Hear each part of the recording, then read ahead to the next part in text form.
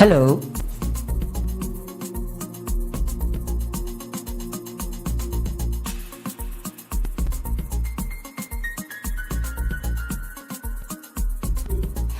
Grand Rising Mzansi. You are on Welcome to Vooka Breakfast Show.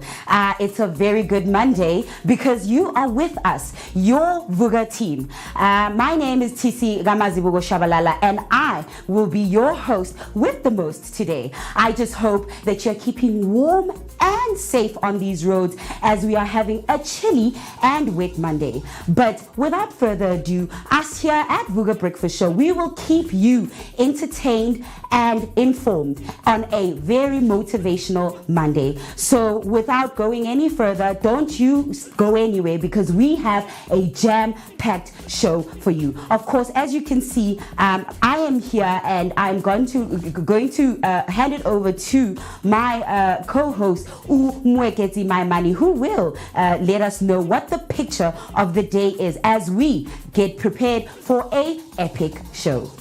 A very good morning to the viewers right there at home. My name is Mweketi Maimane and welcome once again to the Vooka Breakfast Show. Before we get into the picture of the day, TC, I just would like to ask you, man, how are you doing this morning and how was your weekend, man? The most important question we need to ask at the beginning of the week.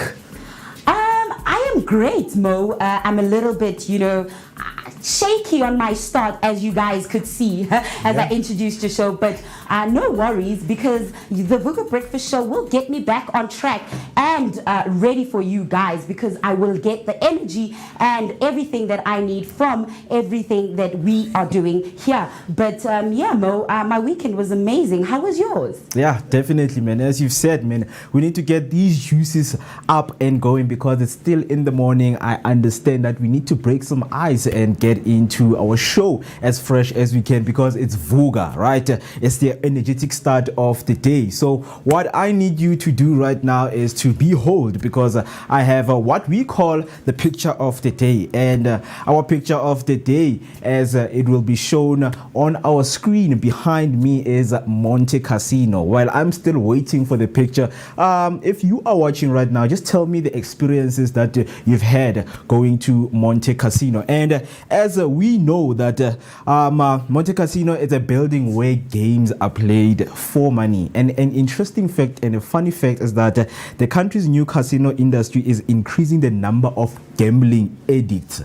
So it is a problem. People go there to the casino. I remember the first time I went there, I saw people as old as 60 years of age on those slots. You'll never know what they're doing, but of course they are getting some money for their school fees, maybe to pay their rent, car installments and things like that. People have many ways, to get the money. But now I want to ask TC if, you have been to Monte Casino and how was the experience if you have been to Monte Casino? Of course, Mo. I live in Johannesburg. I have been to Monte Casino. I went to the Teatro to watch a show, the Rocky Horror Picture Show. I've been there to, play some games, have some dinner. It's a very nice place to go to just for a chilled night out, or just to, go on a date or take the family because it is family friendly. And it was quite an enjoyable experience. So one of the places that you can actually go visit here in Johannesburg if you are inclined to casinos, and it's got an Italian, Tuscany feel because it gives off, the architecture there and the building. But all in all, an enjoyable experience, Mo. Have you? Oh, yeah. Of course you said you did go. Yeah, definitely. And because you mentioned Tuscany, for someone who doesn't know right there at home, right? So it is themed after Monte Casino and it has been designed to replicate an ancient Tuscan village. The main casino building has a fake sky, you're painted on the ceiling, inside going from light on one side to the dark to the other, because I think that is psychological, when you're at the Monte Casino spending your money, being on those slots, winning some of the money that you got, So when you're in the casino, it is designed to a point that you feel like it's still daylight. Even if it's still 12 o'clock in the morning, you need to go home. Those skies, fake skies, they will actually get into your mind and let you know that, you know what, man, it's still the beginning of the day. So a lot of people, man, they've got themselves into those kind of trouble of developing some gambling addict, being addicted to gambling because of going to Monte Casino. But yeah, there is a lot in Monte Casino that can be found, but it is just found in Boulevard Four Ways in Johannesburg. So right now it is open. If you need more information about Monte Casino, all you can do is just to visit their website. It's www.montecasino.co.za and go and have fun. There's also, as TC mentioned, that there's beautiful restaurants that you can go to. You can book yourself with your family, your friends, or your partner. But yeah, that is all for today's picture of the day. Can't wait to let you know what we have for tomorrow's picture of the day. But without wasting any time, let me just go back to TC to let us know what do we have for today's show, man. Yes, Vooka team, don't you go anywhere. We have a jam-packed show for you. We've got your daily favorites, word of the day, today in history, and of course the important ones, your daily news, sports and traffic updates. But then again, we've got your business blog, of course, and just to get your motivation for the rest of the week, we've got your Motivation Monday, and we have your movers and shakers. Today we have a guest coming in. His name is Thabiso Tsotetsi. He will be our mover and shaker. So don't you go anywhere. Stay tuned because he will be here and we will interview him as the mover and shaker in the community doing amazing things. So find out more about him on the show today.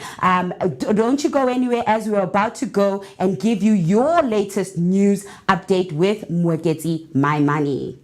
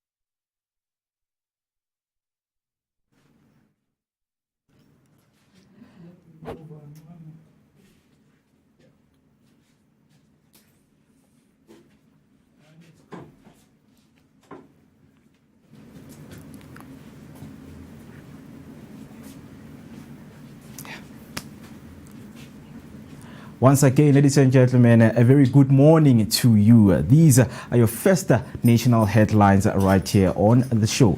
The first one is SA and US relation hit new low. South Africa's relationship with the United States has hit a new low after Ambassador Ebrahim Rasool was expelled from Washington, D.C. This is according to the international relation expert Patrick Kadima. The US Secretary of State Marco Rubio accused Rasool of being a race-baiting politician and declared him a persona non grata.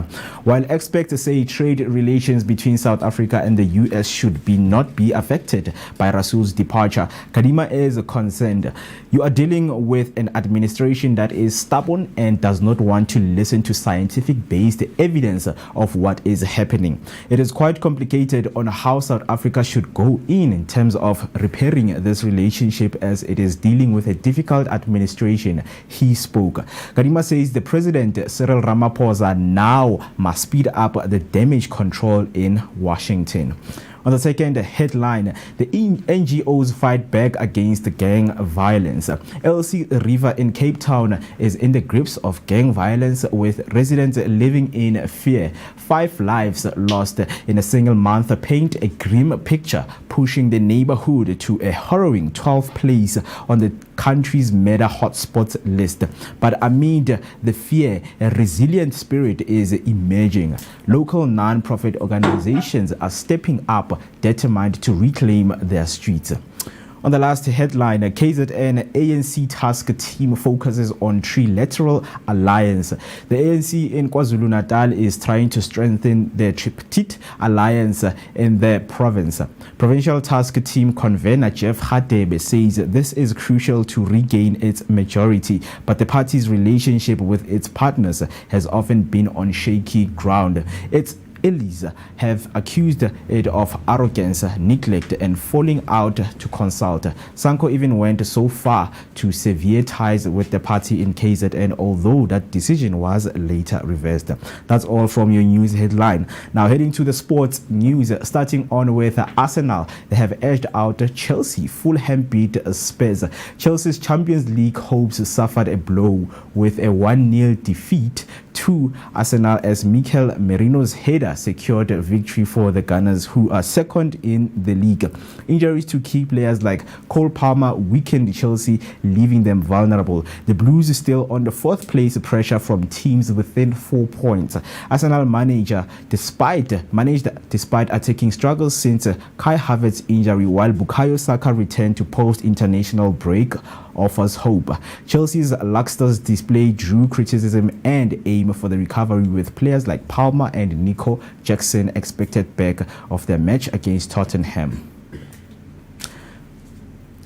On the other news, Richards Bay defeated Kaizer Chiefs 2-0 in the Betway Premiership at Kingsway Luton Stadium, moving up to 11th with their 6th league win. They aim for consecutive victories against Polokwane City on 30th of March. Chiefs are still 8th after their 9th loss. Look to rebound in their next match against Golden Arrows on the same date.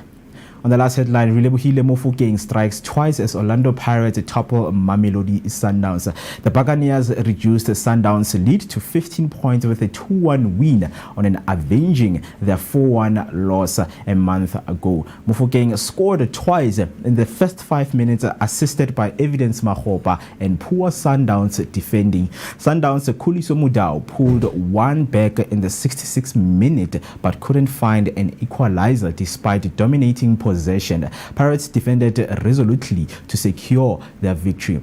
Sundowns face Stellenbosch on April 5th, while Pirates meet Polokwane City in the next day. That's all for now. Stay tuned for more news, sports update, and analysis throughout the show. Do not forget to share your thoughts on these matches with us on social media using the hashtag Vooka Breakfast Show. My name is Moiketi Maimane. Now let's get you prepped with your latest traffic update with TC Wakwamazibuko.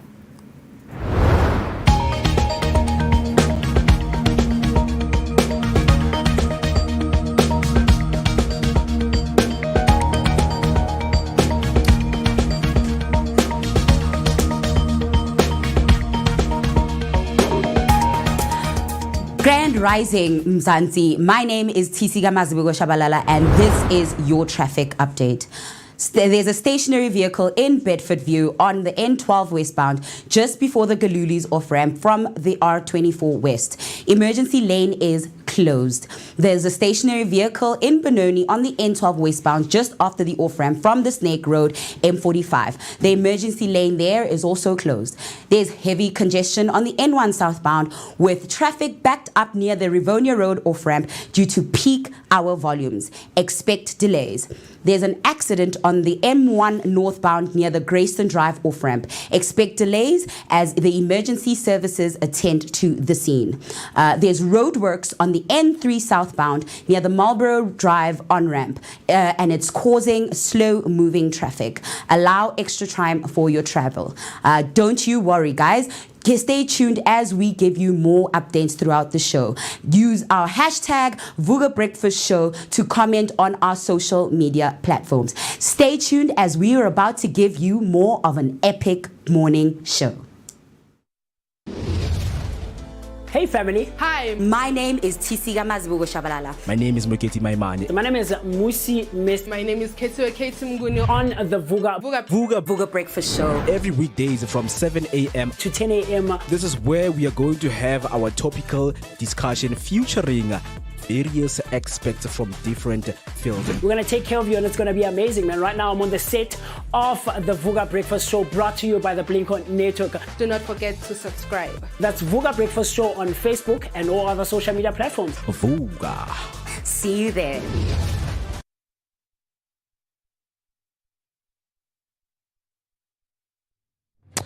At 25 minutes past 7, you are in to the show. That is the time, and it's a very beautiful Monday morning where we say, let us begin this week on a very high note, on a very energetic note, where we say a lot of motivation and what we need to secure some of our successes will come at this week. So it is very important to start this week on a very inspiring note with what has happened in the weekend without paying attention to the negative things that have took part in over the weekend. We know that a lot of things have happened over the weekend. To those who have lost their loved ones, would like to say stay strong and keep the momentum going, man. Life does not only stop there. To those who had their successes, would like to say congratulations. Let us begin this week on a very, very high note as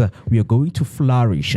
Flourishing is the most important thing one can, come across. So what I would like to say is that as we are live right now, I hope everyone got their notification that we are live, and we can't wait to have a very beautiful and energetic start of the day with you right here on the Vooka Breakfast Show. So I can see a lot of people are starting to join in. I can see some comments coming in, but before I get into the comment section and my people who are on YouTube, I would like to say good morning, ladies, once again, and how are you doing this morning, man?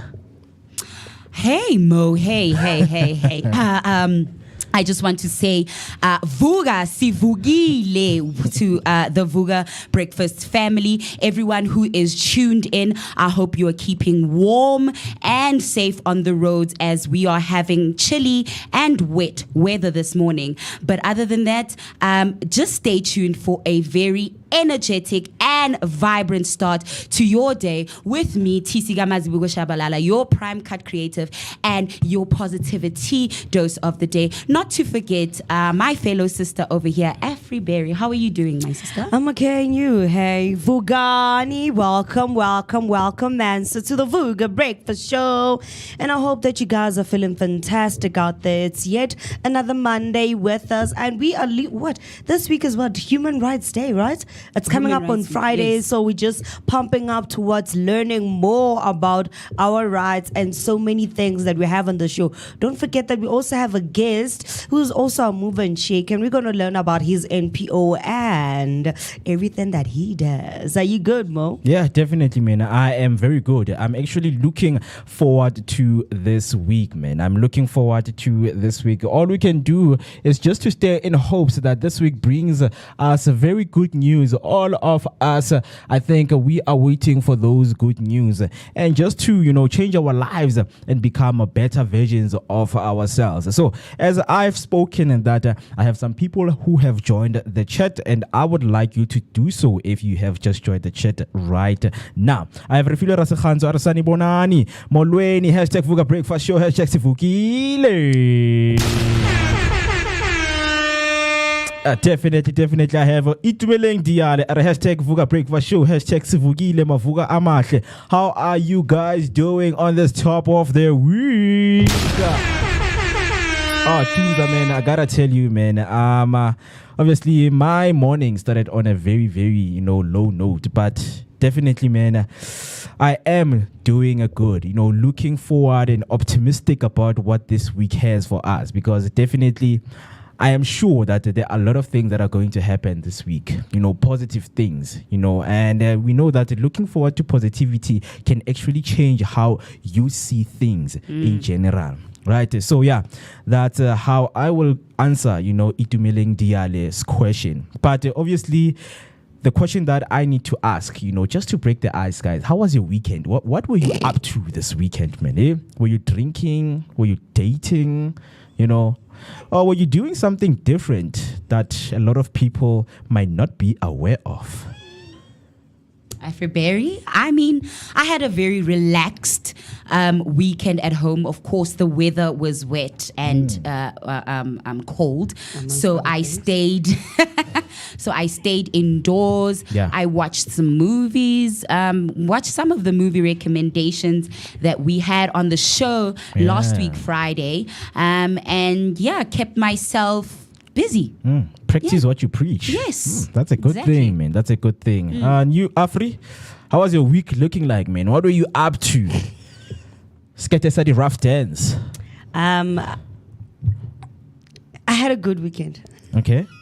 Very good. We would like to know, man. People are watching right now. They would like to know. I can't go into details because the details are, bro, they hectic. Sum it up for someone, man. Like sum it up for the guys. It was a good weekend. I saw this guy, we were up to no good. Just I think details, the problem guys. is that she saw some guy, but but otherwise the weekend Otherwise was good. I had a bit of liquor, and yes, I did get home safe. That's all I can say about my weekend. Yeah, definitely. Tell me right there on the chat if you're watching, how was your weekend when we're beginning a new week? So it is important to let us know how was your weekend, man, because a lot of people are facing difficult things that need to be intervened with. So tell us right there. It's Vooka Breakfast Show on each and every social media platform. So when we started our show, we read some of the headlines that concern us as a South African citizen, and it's something that I was going through and trying to find out what is happening, guys. So our ambassador, South African ambassador to the US, was fired. Mr. Ibrahim Rasool. he was fired or he was chased away. He was fired, chased away, being fired. It's the same thing. He was fired because of the remarks and the comments he had about the U.S. administration, the current U.S. administration, which is the Trump's administration, right? We know that Rasool was appointed by us right here in SA, and he was doing a good job for quite some time. And then out of the blue, there was a tweet from the U.S. Secretary, Mr. Marco Rubio, right? And he was like, you know what? We want to cut, we want to just chase this guy away because of the things he said about Donald Trump, saying Donald Trump is pushing white supremacist, he's a diplomat, So now this thing, it raises concerns with the relationship that we have or with the US. You understand? Because guys, remember that United States are our second largest trading country. Number one is China. Sorry for saying China. But number one is China. Number two is the United States. it's number 2 on our trading, affairs. So right now we are on this verge of a relationship that we can see that it is collapsing. Yes, Ramaphosa might say, we will not be bullied, but we know that the US has played a very huge role right here in SA, and a lot of people have gotten jobs because of USA partaking in this relationship that we have formed with them. Yeah, I mean, the biggest concern people were having, really, one of the headlines that was in the news last week was, the possible expulsion from AGOA, which is scary considering, like you're saying, the nature of the trading relationship between South Africa and the US.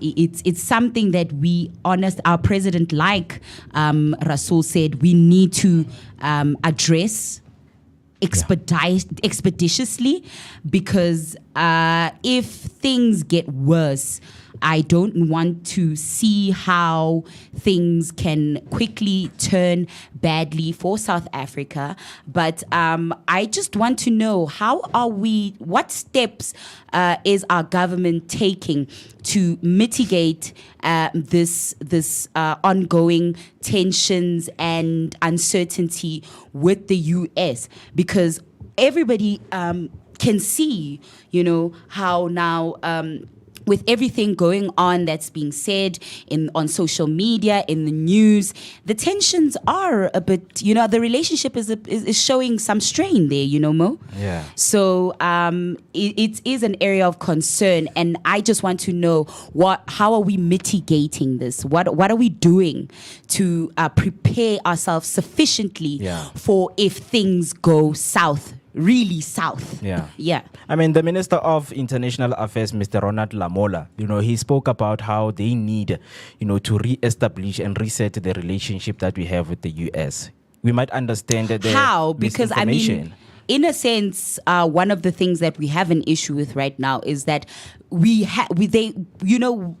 people are feeling like, Trump is being a bit of a bully towards our policies and our laws. So now, how can we stabilize this relationship without feeling like we are compromising ourselves and being oppressed as a government? Remember, answering the question, remember that the South African government needed to respond to Trump and, respond to the misinformation that he got, that it's not what it looks like.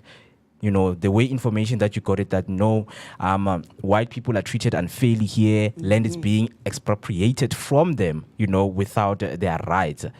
So there was a document that needed to be sent to Trump, to correct that information. So it is based on that persona only. So if the South African government can take it, into their own office and their own cabinet and discuss that, what, guys, whatever that happened, it was misinformation about our country. So we are actually willing to fix this relationship with the US, because the US aid, guys, it played a very huge role in our country. I think one of the other biggest problems that we have, and this is something that we as South Africans need to deal with internally, is the fact that, as much as Donald Trump may have gotten misinformation about this whole land redistribution thing, one thing that also puts us in a very tight corner that some people are not paying much attention to is the whole thing with AfriForum.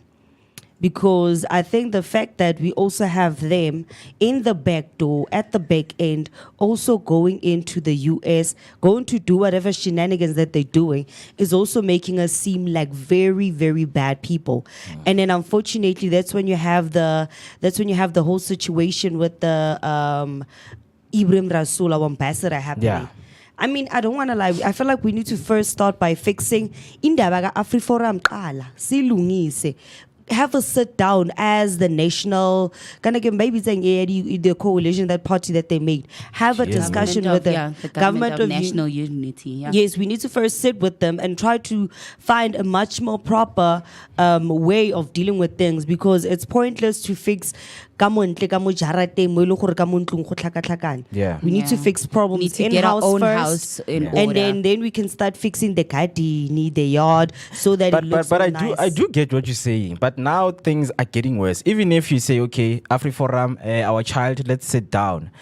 The relationship right now doesn't allow AfriForum to go to the United States because now the relationship is going to be cut off. Cut off meaning do not come. Whether you're AfriForum, whether you're DA, do not come to the SA because you are trying to tarnish the name of the administration, the current administration of the US, which is the Donald Trump administration. Because we don't have time, something happened over the weekend whereby the EU has decided to step up, the European Union. They decided to step up and come in and say, you know what? We just love to see, growth and, global relationships. We just love to see, growth, especially in Africa. We know that the EU and South Africa, they have had good relationships over the years. But now, this will also trigger the US to say, okay, a minute ago, this is what you said, your own ambassador, this is what he said about our country and our president. And then you jump off to the next relationship with our enemies. So it's something that it is going to be a very, very huge problem. But I just want to hear from you right there at home. What do you think, man, about the relationship? Should we keep the relationship with the US or we should continue moving on and look the other side? As we actually care about our own growth as Africans and South Africans. We have faced a lot of things beginning in the COVID eras, man. A lot of people lost their jobs. Things have changed drastically. So what is it that we should do? So what we're going to do right now is, just to let information sink in so that you can answer. The hashtag to use, it's hashtag Vooka Breakfast Show. 20 minutes till we hit 8 o'clock right here. And you are still watching the Vooka Breakfast Show with me, Moiketi Maimani, TC Ogamazibugo, and Afri Berry. So what we're going to do right now is take a short break. But before, as we have promised that we have some Monday motivation, and a guest is coming up by the name of Tabiso Tsoteti, will be joining us right here on the Vooka Breakfast Show to, share more with his journey, right, of being a mover and shaker in the community. So do stay tuned. What I want to do right now is to take a short break and let me get you prepped with your weather update because the weather is looking a little bit under the weather today. But here is your weather update.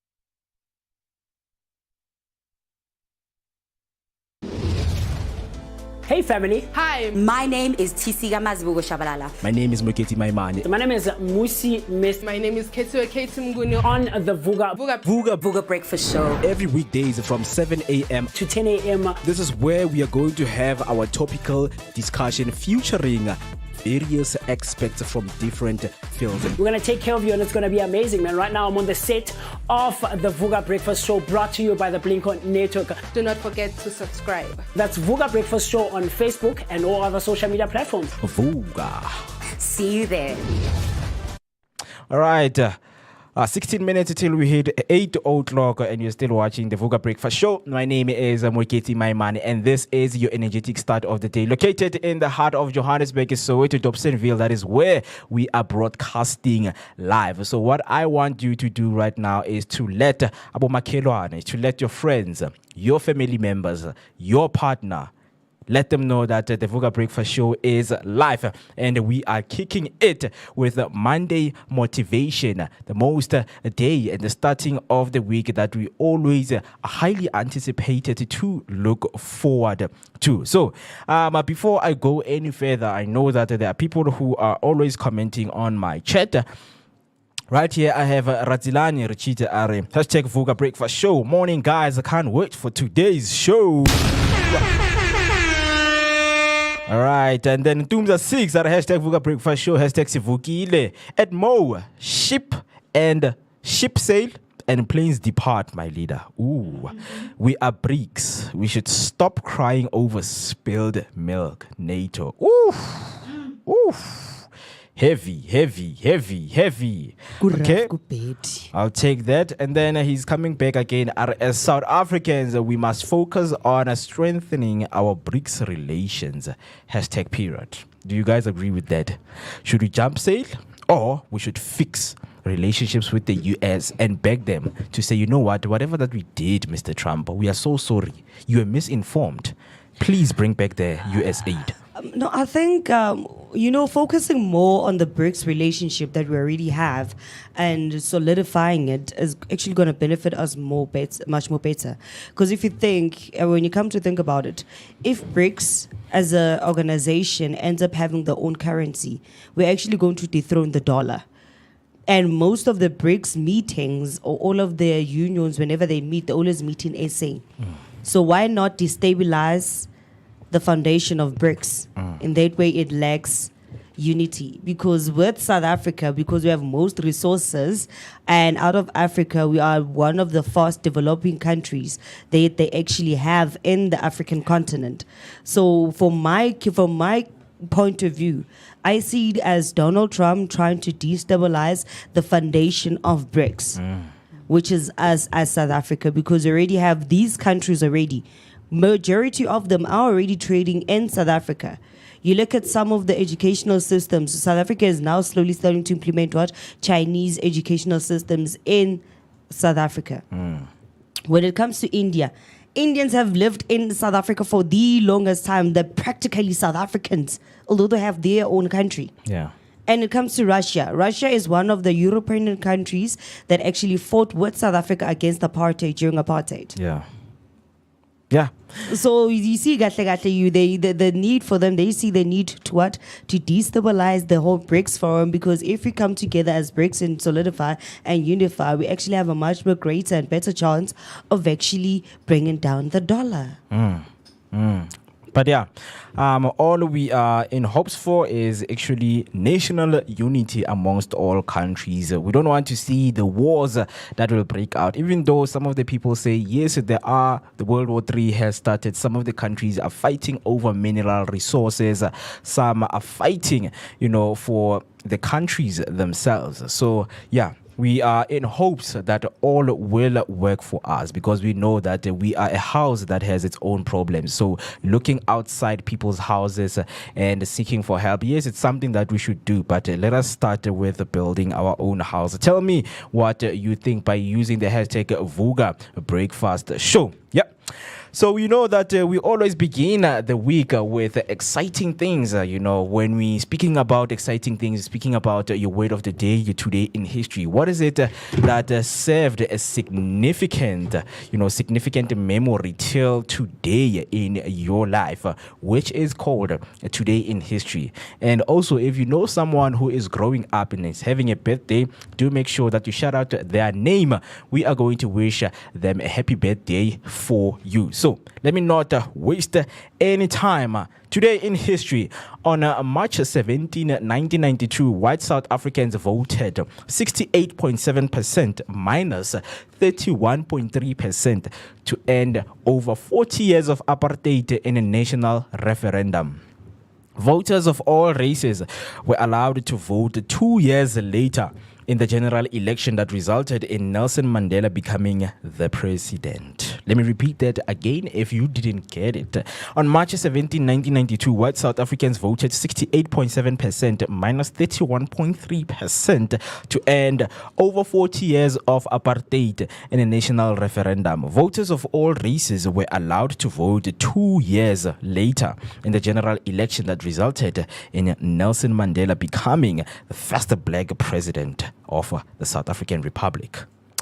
And then moving on, in 1762, New York held its first St. Patrick Day's parade, right? And then the first NYC St. Patrick's Day parade was comprised of a band of homesick Irish expatriates and Irish military members serving with the British Army stationed in the colonies in New York.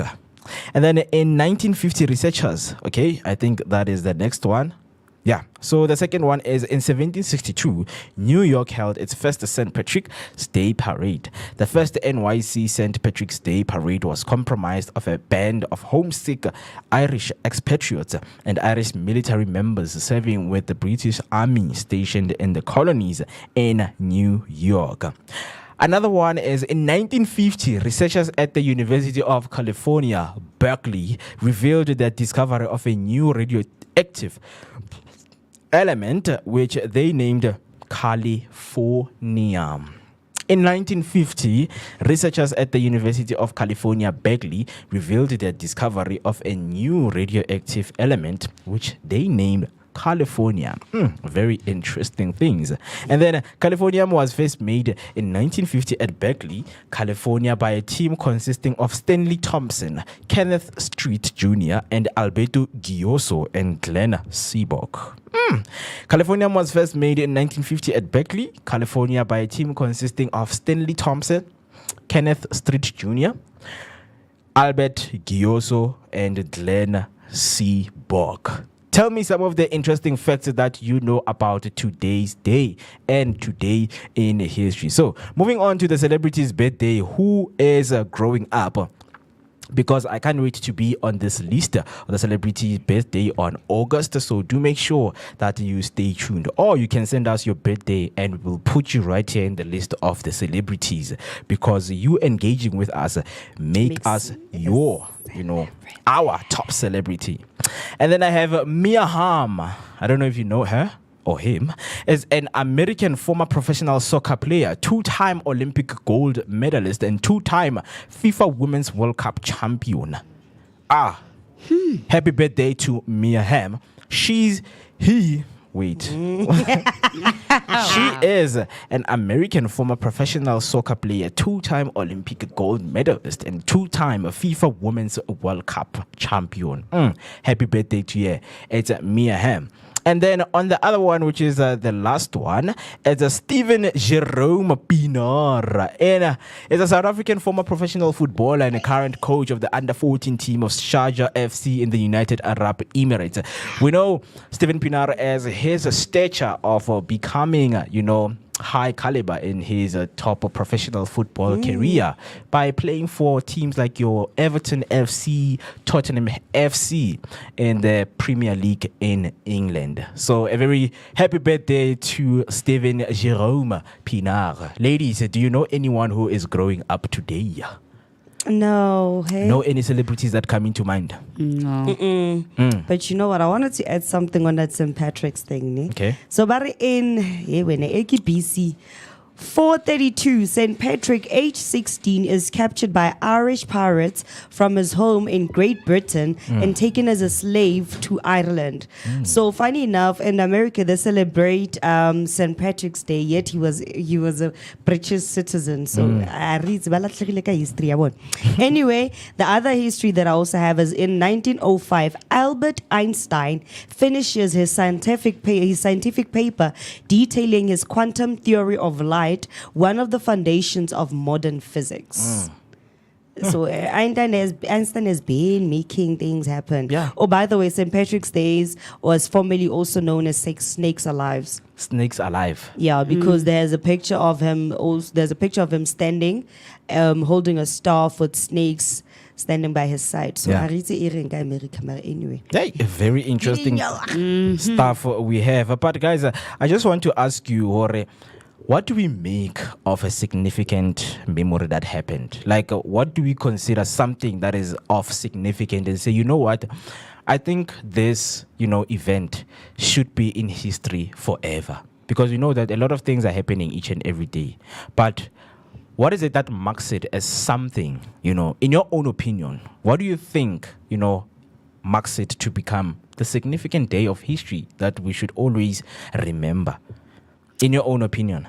When it's auspicious, when something out of the ordinary has happened and it's notable and has changed something significantly in the way we live, in the way we do things, in the way we are as a society. So that in itself, so it would have to be some or other auspicious occasion. Yeah.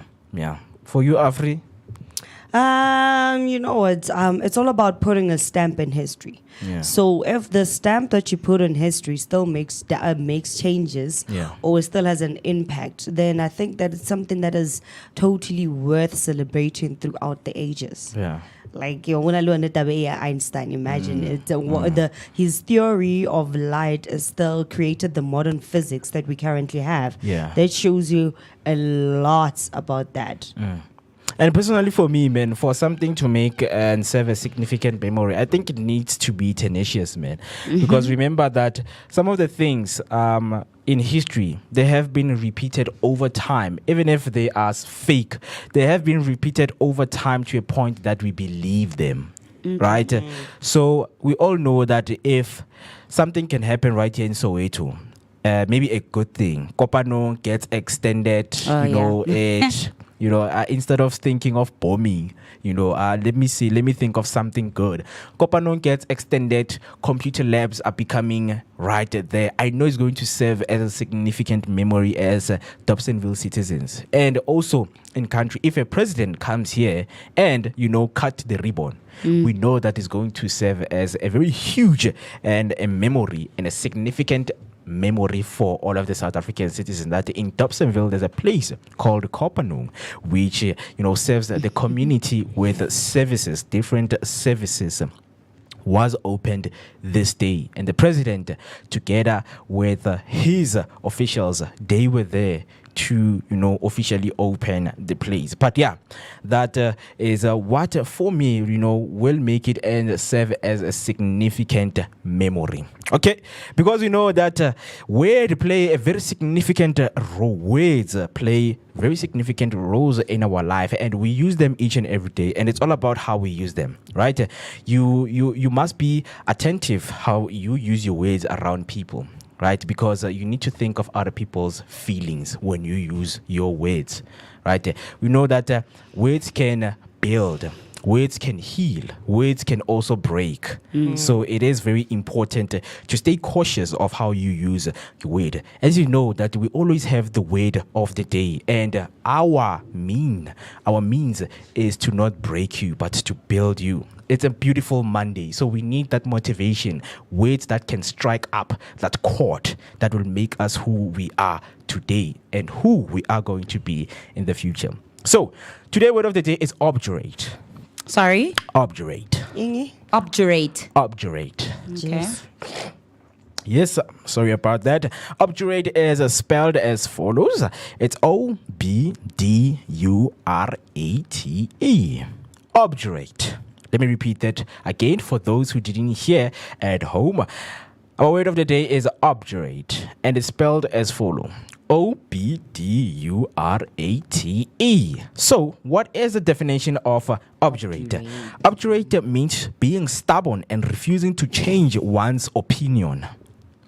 Being stubborn and refusing to change one's opinion is the definition of obdurate. And an example is he is known for his obdurate determination. Right? So we all know that in this week, a beautiful day it is of Monday, we don't need to be obdurate. Because if you stick to your opinion, you need to be flexible into listening to other people so that you can make things better. We know that there are people who are stubborn, man. Oh, some other people, like, they're really stubborn. If, gray is gray for them, nothing changes. Black is black for them. Without looking at, other possibilities. There's only black or white. There's no gray areas. Yes. So it's unfortunate that there's way for these people. And they're obdurate, man. And I do not like to be surrounded by obdurate people right here. Because, being ostentatious is something that I don't really get into. Mo. Right? So, yeah, that is the word of the day. Obdurate. If you are watching right now and you want to use the obdurate in a sentence or using today's theme, which is Monday motivation, comment down below. And let me take you through it. If you want to use the name, so the name is, the word is spelled as follows. It's Obdurate. Obdurate. So the definition is being stubborn and refusing to change one's opinion. What is it that you know about changing one's opinion? But use today's theme. Just gonna give you a task of doing that with the word, right?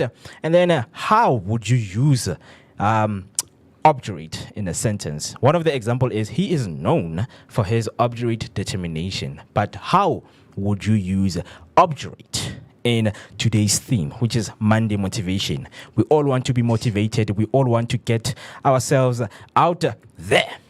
Speaking of getting ourselves out there, it's 8 o'clock on the dot and you're still watching the Vooka Breakfast show. Right now, what we're going to do is to take a short break, and then when we come back, man, we're going to be looking at what is trending in our socials. What are people up to? What is it? What are the hashtags that are being used? What is it that is being reposted, reshared? A lot of comments is on it. A lot of memes are being done around it. It's something that you're going to catch right here. And in the meantime, let us take a short break, and this is how your weather update is looking like.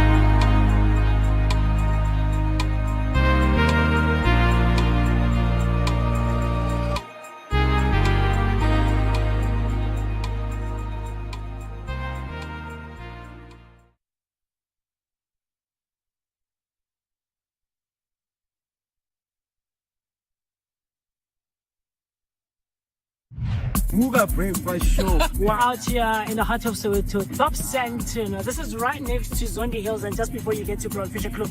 I'm out here, my name is Musi Mest. I'm out here with the one and only maximum temperature. I'm working with my TC Shabalala Wakamazibugo, and of course our station manager, the one and only Banelin Lyric. And we're traveling out here, man. This is what we do on the Vooka Breakfast Show. Yeah, you gotta get it fresh. Mugile, we are fresh and nice. Now it's time to take the information to the people. Of course, like Mo just mentioned, do stay tuned, comment, like, subscribe, share your thoughts and your opinions and everything else in between. We're going to be coming to a street to do live near you, wanting to know what your thoughts are out there on the streets. First, we've got TC Mazibugo with the traffic update. Right now, we are going to N1 southbound to make sure that whatever that you guys get, it is real-time information. Yes, so, looking at Mukhorosi, we have robots that are not working right here, but the traffic is moving. We're going to look at when is your rush hour time, when people are from the work, from school, yes, right? Yes, I'm gonna give you your daily update. So do make sure that you stay with us. Mobile Vooka Breakfast Show. Yes,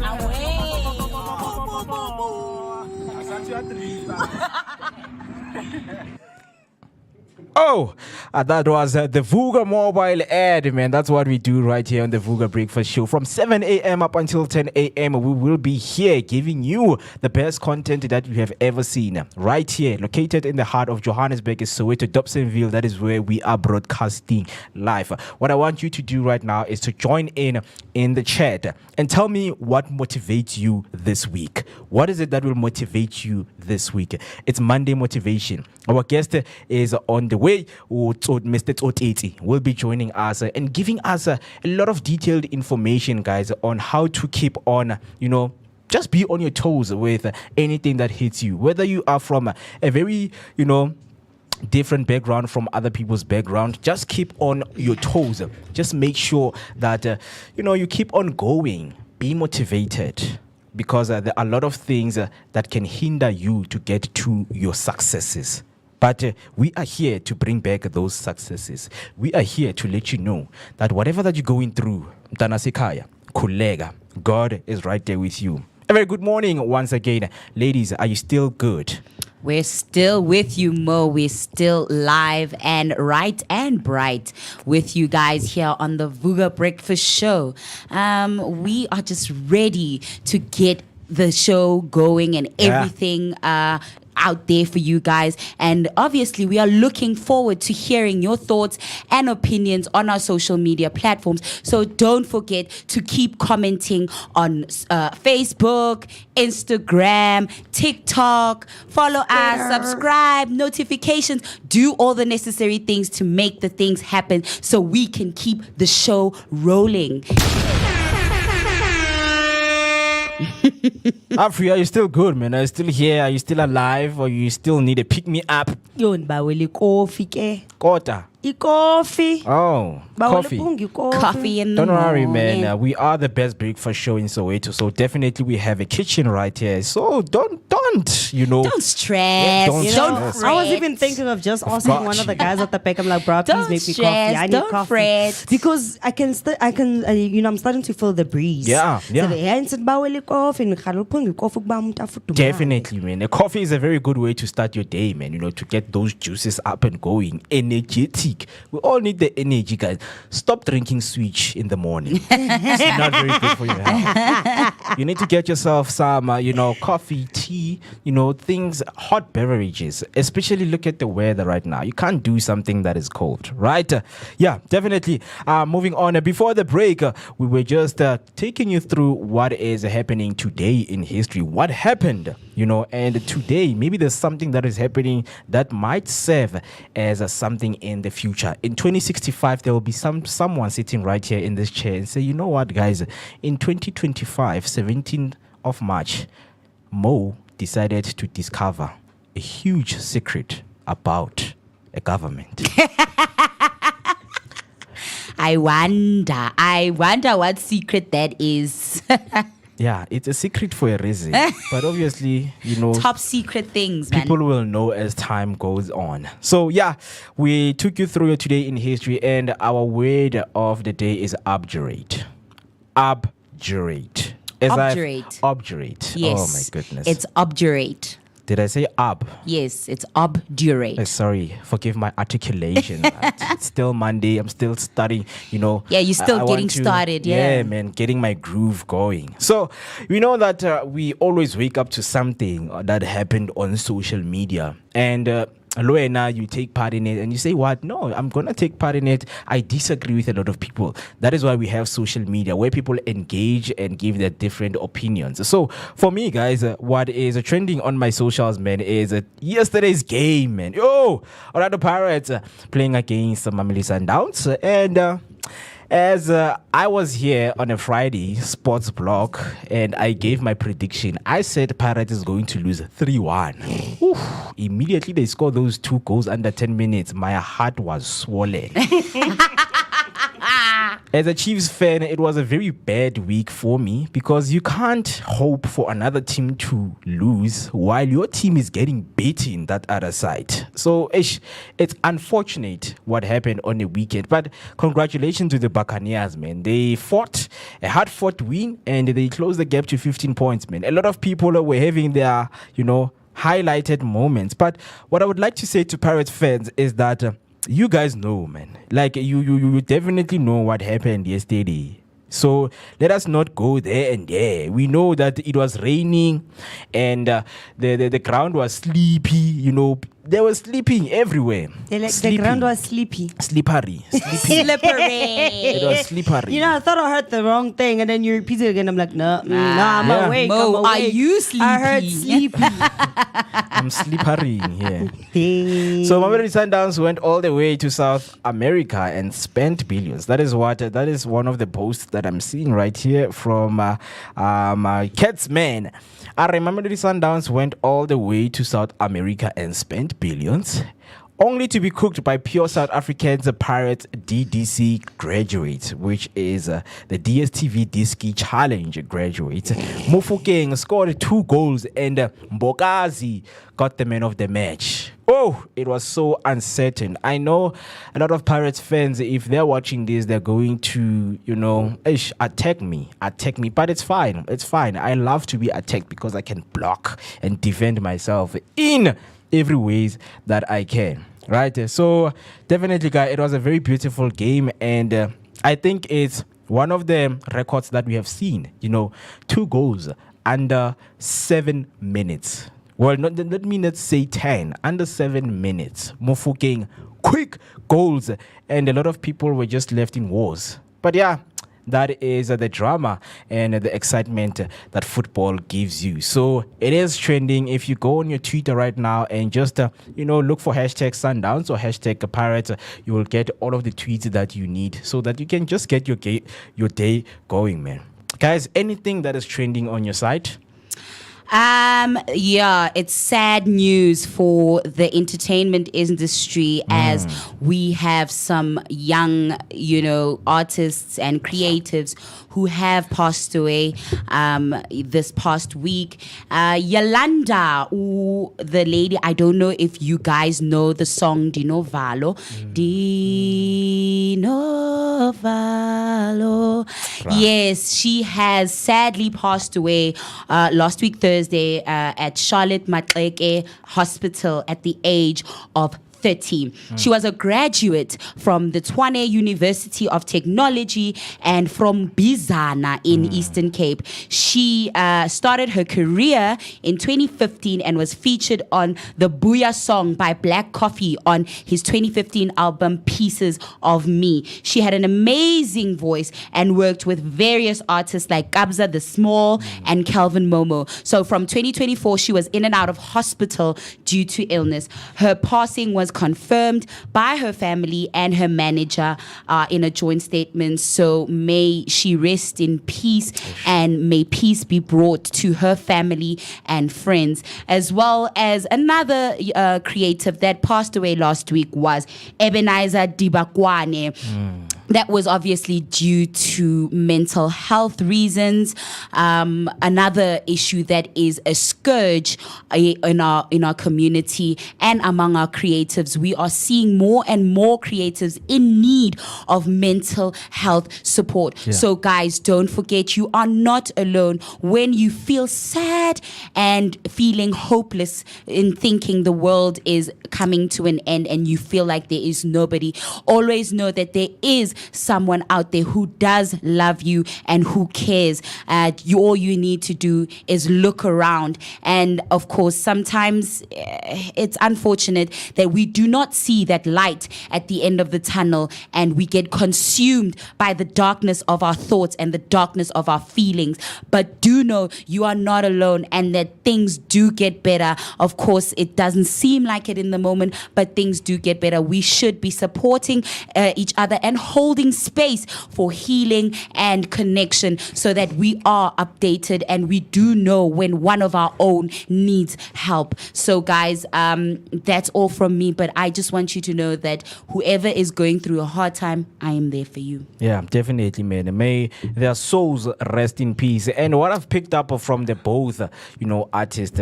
The first one is Yalunda. Is it Yalundo? Yolanda? It's Yolanda. Yolanda. So Yolanda, I think in Deep City, I think there was a time where Mandla was, compiling track songs for Deep City and Lockdown, man. That is where I heard. Oh, Yolanda, yeah, she's got a beautiful, soulful voice, Afro soul singer. Valo, when I was going through some depressive episode in my life, Valo really held me and held space for me to feel and be validated of everything that I was feeling and going through. Yeah. So I am saddened by the passing of this great artist, and may her soul rest in peace. Yeah. Hey, it's sad, guys, because I think one thing I've noticed too is that, let's be honest, like since the start of COVID, we keep on losing creatives. True. Creatives, yeah, and it's not only in the music industry. We have actors, this has become like a norm in SA that each and every single year, we need to expect that some major artist or some actress or some actor is literally going to pass away. And it always happens. Each and every single year, we have somebody who's a big name, who's a powerhouse, always passing away. Man, God bless our creatives, man. Yeah. Because what's happening out there, it's not nice. Yeah, but it's tough. Right? And also it's tough because seeing the rise in suicidal deaths, it's crazy amongst creatives. It speaks to, we no longer want to nurture the tortured soul narrative, where now that is where we get our creativity from, and that is where we are most creative. But now we are seeing that most people are in need of healing and connection, so that there's a space where they can speak on these issues that they go through, because a lot is happening. I mean, in our day-to-day lives, the economy, the US, we hear every day on the news. But I think TC is that we can't deny the fact that there are signs that they always give us. Yeah, so we know we know them as people who appear in front of our screens each and every day. Every time when you scroll, they appear on your FYP, they appear on your, on your homepage whenever you are in any of the social media platforms. And it started with Abo Riki Rik, like those people, they came and they were telling you straight, even in their music, yes, they were letting you know. Even Ebenezer, there was one there's one interview he did where he speaks, but the way he just speaks about it, he's candidly speaking about it. He's laughing and he's smiling, but it was the truth of what he was going through. But as a comedian, because the Ebenezer Dibakwane was a comedian, he made fun of it and made light of it, but it was some true deep deep issues that he was going through and issues that he was facing that made him feel the way that he felt, and obviously at the end feel like there was no hope, and ended up with him taking his life, which is very sad, because nobody should have to feel like there is no one there for them. I know I have had moments where I felt like there was no one there for me, and that I felt hopeless, and that, you know, I was feeling like I'm in a dark, murky space where there was no light at the end of the tunnel. But somewhere, somehow, there's always that hand that lifted me out. I've obviously been that fortunate, and obviously myself had to lift myself out of that mental state. It's the hardest thing you can do, guys. Trust me, it's not easy to get yourself out of that space. But when someone has decided that today is the day that I no longer want to be here, just know, as their loved one, there is nothing you can do to get them out of there. All you can do is love them. Yeah. You know, I just wanted to say something on like a very funny but also serious note, right? Yes. Guys, in the cash-strapped Navy acquired 6 luxury Audi Q5 vehicles worth 5 million. How does a country that has people who are unemployed manage to buy Audis worth 5 million? And their reason for that is because they want their admirals and high-level visitors to travel in dignity. Does that make any sense, though? It's Our the culture. country has we have so many people who are so unemployed. The money that was given to the Navy is money that's supposed to sustain it. And the bonus self, they don't have money as the Navy. And Yet aren't we for in some debt? weird reason they managed to fish out 5 meter. And we're already in debt. Aren't we in debt? We Isn't that the are. reason we're having things like the VAT increase and whatnot? Because South Africa is in debt. Some of the man. things, guys, they are used as cover up, if you can look at it, because your mom cannot say, yo mtana mangna mali, but boom, she buys a house. Yo mtana mangna mali, boom, she buys a car. Yo mtana mangna mali, boom, she buys a Versace bag. So there's some of the things that they are actually intentional, you know. Tell the country, tell the people that we do not have money. For you. Yes. Yeah, boy. We don't have money for you, Yeah, but but they we should be do have honest. money to keep splurging on our ministers and on our And buying luxury government cars. officials, and doing things that obviously further make us as the government look like we're doing something, when in actuality we are not. Yeah. Where is the president of Burkina Faso, man? Bruh. No, like I don't want to lie, but at this moment, like Cupcake, no man, you're ruining our country. Cupcake, Malapa you're in your atshwane, unity guys. of government or government of malapa union. atshwane. Aye. Alekane lo lekane. Rona mo gae ra shwa ke Imizi tlala, yabantu no. ayilingani. Ne. Understand? So we are going to keep on seeing these things. Corruption is happening in front of our eyes. But what are we doing as South African Oh citizens? yes, speaking of which, on Friday, SASSA officials got arrested for a fraud case of that has to do with 260 million. But Tobago SASSA, about 260 million. No, but there's a lot of scandals that happen at SASSA. There's a lot of funds that go missing. In my 260 opinion, meter. it's vele. That system is an opportunity for funds to go missing. Kahle, I don't understand it, but whatever you guys are doing at SASSA, clearly your security level or your security team is not doing enough, because how can people who administrators Yes, there's people I know who know of people who work within SASSA who know that they are doing shady dealings and that they are, not expropriating. even the branch manager of that Yes. Why don't they bring them administrator, forward? group, they arrested You see, the Bajale thing is, here you are, they're getting arrested. At the end of the day, nothing happens in the dark that doesn't sooner come to light. No, but the sad part is that we also have our own people who are like normal civilians, you know about such things that are going on, and you're not even telling everyone. Aubu or tot or shakata. Mara o tlo bolella mang? First of all, I'll bereke ko SASSA. Maybe these people are, people you know of that live in your community, and that you personally, you just heard these stories being Baba told in Sekela. social settings.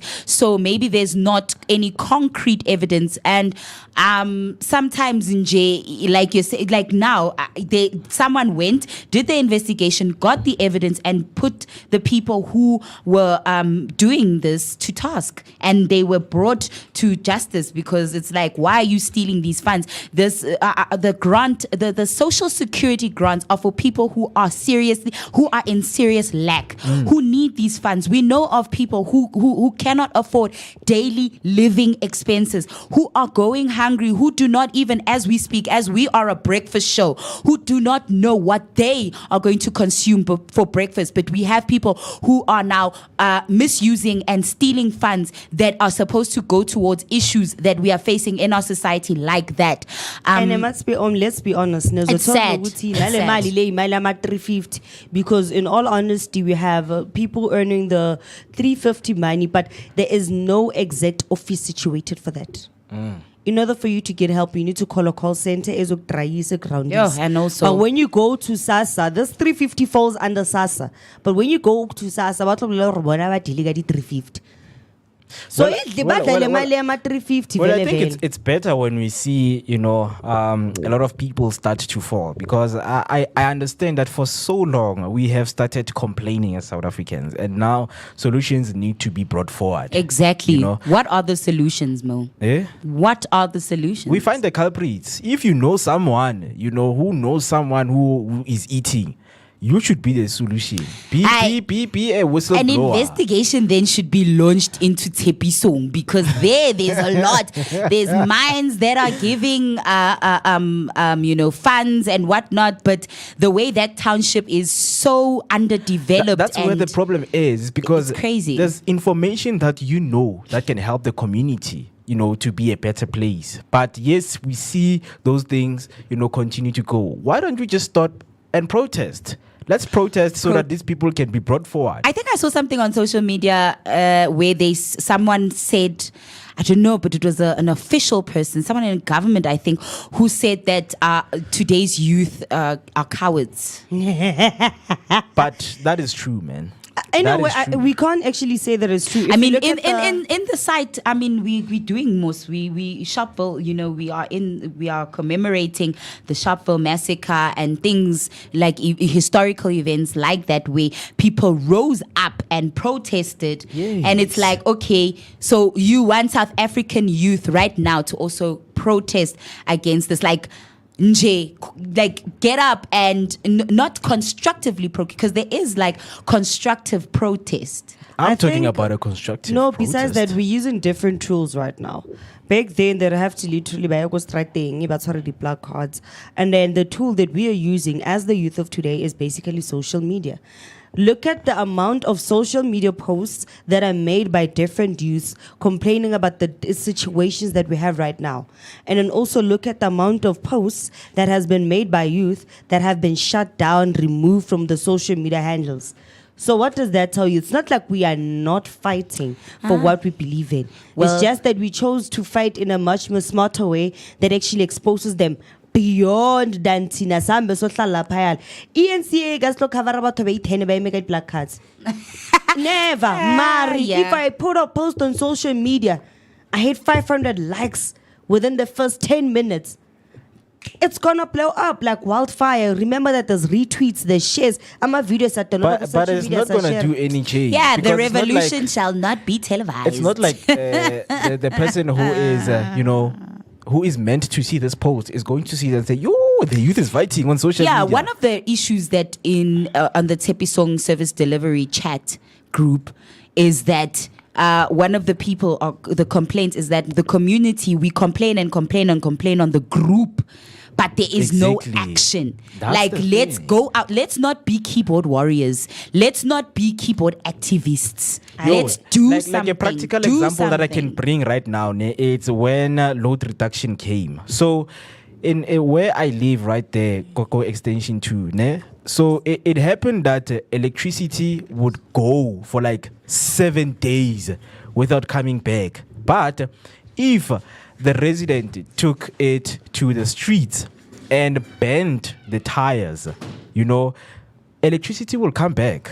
You understand? So it's those kind of things that we need to look at, guys, because you can't say, okay, just post a post that will get to the Minister of Electricity, Khosi Ntsho Ramokgopa. No, it's all about making action. When people do not have electricity, they bend the tires. they take down the robots, then all of a sudden electricity is back. When it, like, for example, look at the fact that we have people in Zone 10. Those people have been burning tires like nobody's business, so that they can be heard. Yeah. And then people can see what they are fighting for. But then Yeah. nobody's taking that seriously. But la ba tshwariwa e be go bua gore ha le sa toitoya ha le toitoya le chesa mataere hey you that today ha toitoi. What exactly needs to be done so we can be heard? Look at us, we are youth. We created a beautiful radio station so that we can be heard and voice out our thoughts. Mara anyway. Help is going to come, guys, because we are seeing that a little piece by piece, these organizations that have been formed, they are slowly, coming down piece by piece. So it is all in the hopes of staying together and working together, right? So let me go into my chat right here on Vooka, and I have Refila Rasekhanto, laughing and showing me the bones, right? In which it's something that I do not want to see today, right? I'm talking about Pirates versus Sundowns. You remind me of Chiefs fans focusing on the game, forgetting Hore. They are also playing against Richards Bay. Yo, that is true. When I was looking at the game, looking at how things were being done, people falling, the ground is wet. All I was thinking is, when are we seeing Sundowns coming and scoring that 4 goals? Looking at Ribeiro. Kante, people are being beaten that side. But yeah, that's how things happen. And then Refula Rasekhanto comes back. Rest in peace to Yalunda and Yalunda. She also gave us Langeli, featured by Kelvin Momo. Oh, may her soul continue to rest in peace, man. May her soul continue to rest in peace. And then Banele South Africa has a lot of money. I am telling you, it's true. There's SRD grants, there's grants. People are getting paid for being South African citizens. And I remember one of the Mozambican nationals was actually interviewed and, asked that how does it feel to live in South Africa? And he was like, you know what? Fresh. Yo, I eat fresh because money is there, bro. Like there's money and people just get money for being unemployed. And that's the weird part. Like, one thing that a government also needs to work around is, okay, Ashaferi, there are some, foreign nationals who are actually here legally, right? But why not start with your own South Africans? That's why sometimes we such things end up passing us. Like, South Africa. Yeah.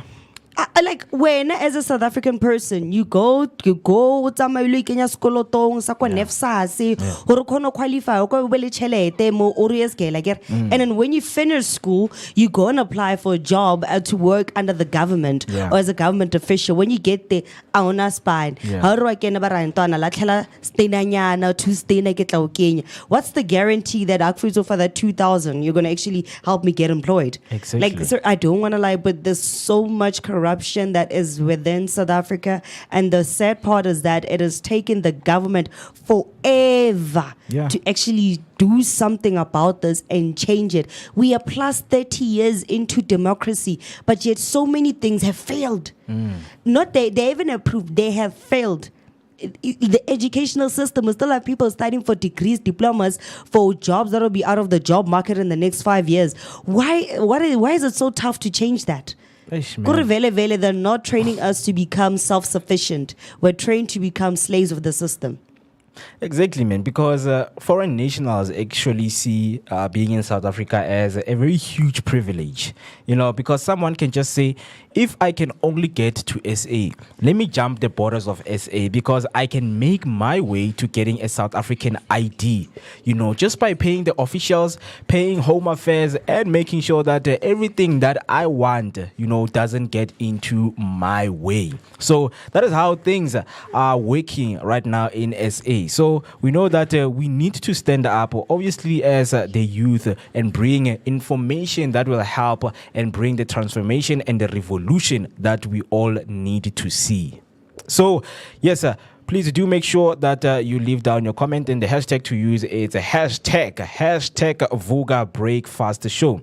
We are Vooka Breakfast Show on each and every social media platform. Right now, what I'm about to do is to take a short break because our guest is here. Mr. Tabi Sotsoteti is right here in the studio. What I need you to do is to just stay tuned. And if you need to ask any question, remember the hashtag to use is the hashtag Vooka Breakfast Show. So let me get you prepped with your weather update.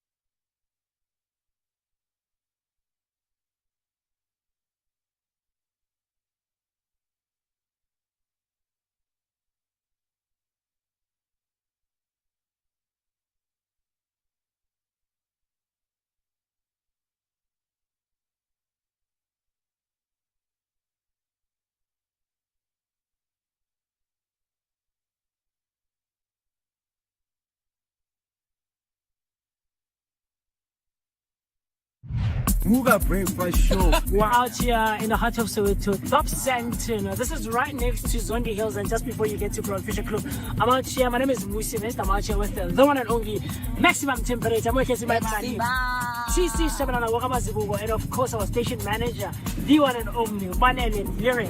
And we're traveling out here, man. This is what we do on the Vooka Breakfast Show. Yeah, you gotta get it fresh. Bugile, we are fresh and nice. Now it's time to take the information to the people. Of course, like Mo just mentioned, one of our do stay tuned, comment, like, subscribe, share your thoughts and your opinions and everything else in between. We're going to be coming to a street to do live near you, wanting to know what your thoughts are out there on the streets. First, we've got TC Mazibugo with the traffic update. Right now, we are going to N1 southbound to make sure that wherever that you guys get, it is real-time information. Yes, sir. So, looking at Mukhorosi, we have robots that are not working right here, but the traffic is moving. We're going to look at when is your rush hour time, when people are from the work or from school, Yes, right? sir. Yes, Gonna sir. give you your daily update. So do make sure that you stay with us. Mobile Vooka Breakfast Show. Yes, sir. Asante ya three.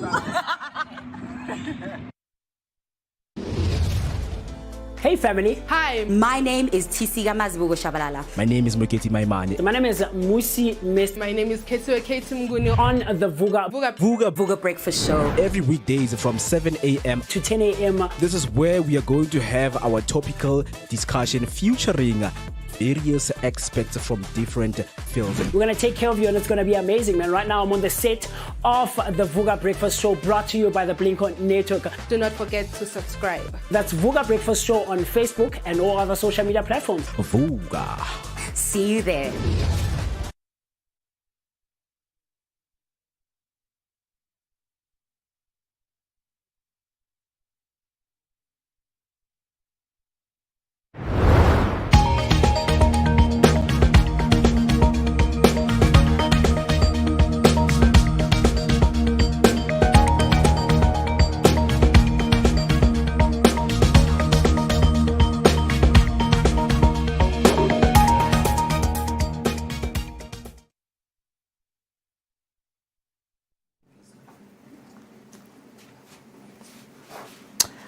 All right, sorry about that. As I've said, if you missed your news recap headlines, these are the following headlines.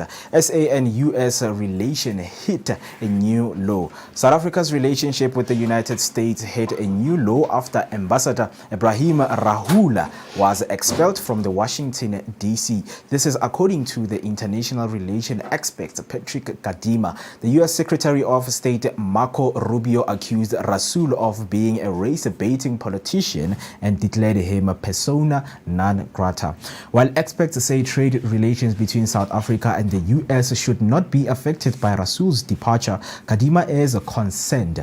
He said, "You are dealing with an administration that is stubborn and does not want to listen to scientific-based evidence of what is happening.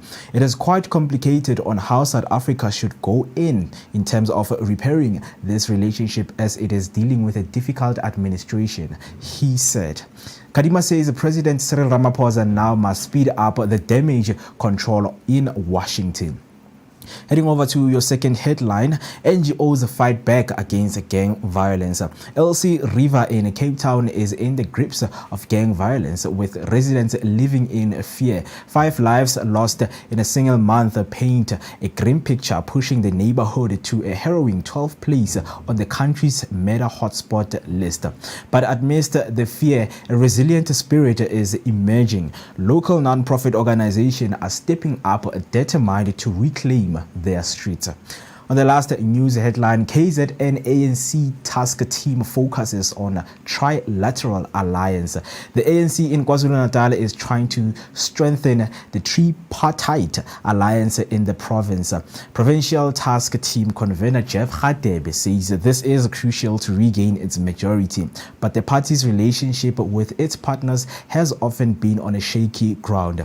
Its allies have accused it of arrogance, neglect, and failing to consult. Sanko even went so far as to sever ties with the party in KZN, although that decision was later reversed. Now, heading on to your sports news, Arsenal edge out Chelsea and Fulham beat Spurs. Chelsea's Champions League hopes suffered a blow with a 1-0 defeat to Arsenal as Mikel Merino's header secured victory for the Gunners, who are second in the league. Injuries to key players like Cole Palmer weakened Chelsea, leaving them vulnerable. The Blues still in fourth face pressure from teams within 4 points. Arsenal managed despite attacking struggles since Kai Havertz's injury, while Bukayo Saka's return post-international break offers hope. Chelsea's lackluster display drew criticism, and they aim for recovery, with players like Palmer and Nico Jackson expected to be back for the match against Tottenham. Now, on the other headlines, Richards Bay defeated Kaizer Chiefs 2-0 in their Betway Premiership at Kings Welitini Stadium, moving up to 11th with their 6th league win. They aim for consecutive victories against Polokwane City on 30th of March. Chiefs still 8th after their 9th loss, look to rebound in their match against Golden Arrows on the same date. On the last headline, yesterday Thriller Relebohile Mokoena Relebohile Mofokeng strikes as twice Orlando Pirates topple Mamelodi Sundowns. The Buccaneers reduced the Sundowns lead to 15 points with a 2-1 win and avenging their 4-1 loss a month ago. Mofokeng scored twice in the first 5 minutes, assisted by Evidence Mahopa, and poor Mamelodi Sundowns defending. Sundowns Khuliso Mudau pulled one back in the 66th minute but couldn't find an equalizer despite dominating possession. Pirates defended resolutely to secure victory. Sundowns face Stellenbosch on the 5th of April, while Pirates meet Polokwane City in the next day. That's all for now. Stay tuned for more news, sports update and analysis throughout the show. Do not forget to share your thoughts on these matches with us on social media using the hashtag Vooka Breakfast Show. My name is Moketi Maimani. Now let's get you prepped with your weather update and your latest traffic update with TC Wagamazibuko.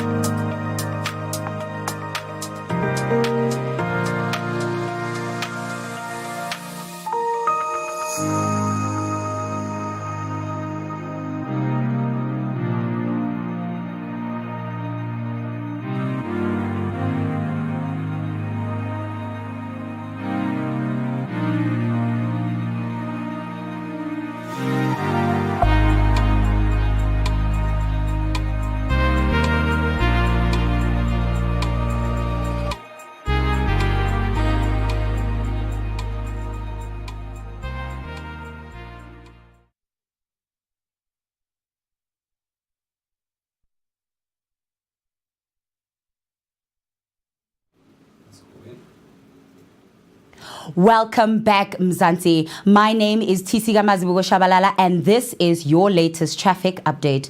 There is a stationary vehicle in Bedford View on the N12 westbound, just before the Galulis off-ramp from the R24 west. The emergency lane is closed. There is also a stationary vehicle in Benoni on the N12 westbound, just after the off-ramp from the Snake Road M45. The emergency lane is also closed there. There's heavy congestion on the N1 southbound with traffic backed up near the Rivonia Road off-ramp due to peak hour volumes. Expect delays. There's an accident on the M1 northbound near the Grayston Drive off-ramp. Expect delays and emergency services attend to the scene. Roadworks on the N3 southbound near the Marlborough Drive on-ramp is causing slow-moving traffic. Allow extra time for your journey. That's all from me for your traffic update. Stay tuned as we are about to have an interview with your mover and shaker, Tabiso Totetsi. He is already in studio and ready for you. Stay tuned.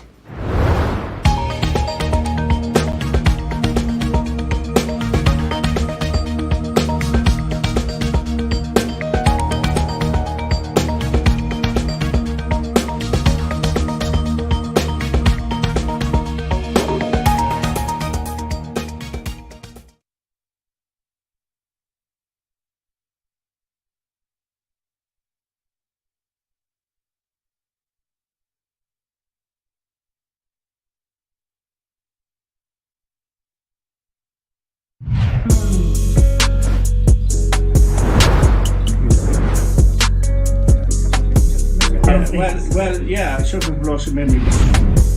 Yes. Wow. You wish it was you.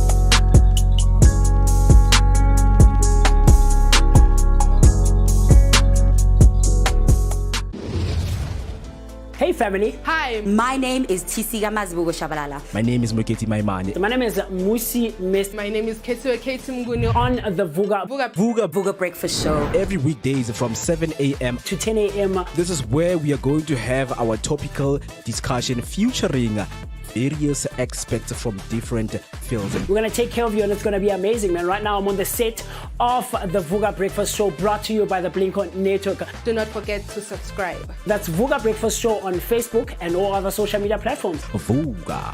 See you there. Vooka Breakfast Show. We're out here in the Hey, heart of family. Soweto. Hi. Top My name is Sandton. TC This Gamazibugo next to Shabalala. Zondi My name Hills is and just Moketi before you get Maimane. to- My name is Musi My name is Ketsu the one on the Vooka Vooka Breakfast Show. Every weekdays from 7 a.m. to 10 a.m. This is where we are going to have our topical discussion featuring various experts from different fields. We're going to take care of you and it's going to be amazing. And right now I'm on the set of the Vooka Breakfast Show brought to you by the Blinko Network. Do not forget to subscribe. That's Vooka Breakfast Show on Facebook and all other social media platforms. You stay tuned, comment, like, See you subscribe, there. share your thoughts and your opinions and everything else in between. We're going to be coming to a street to you live near you, wanting to know what your thoughts are out there on the street. Of course, we've got TC Gamazibugo with the traffic update. Right now, we are going to N1 southbound to make sure that whatever that you guys get, it is real-time information. Yes, sir. So, looking at Mukhorosi, we have robots that are not working right here, but the traffic is moving. We're going to look at when is your rush hour time, when people are from the work, when from school, Yes, right? sir. We're Yes, gonna sir. give you your daily update. So do make sure that you stay with us. Mobile Vooka Breakfast Yes, Show. sir. Asante at least.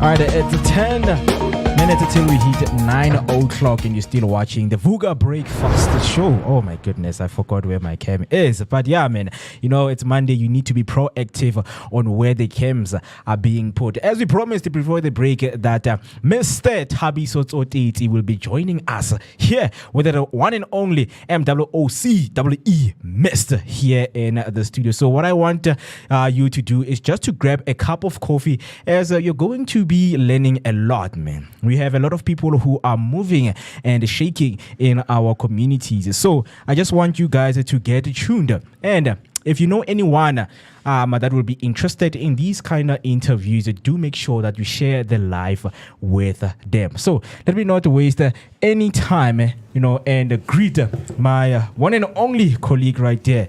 Good morning, Musi Miss, man. How are you doing this morning? Hey, Mr. Mo, how's it going, my brother? Man, I am good. I'm good.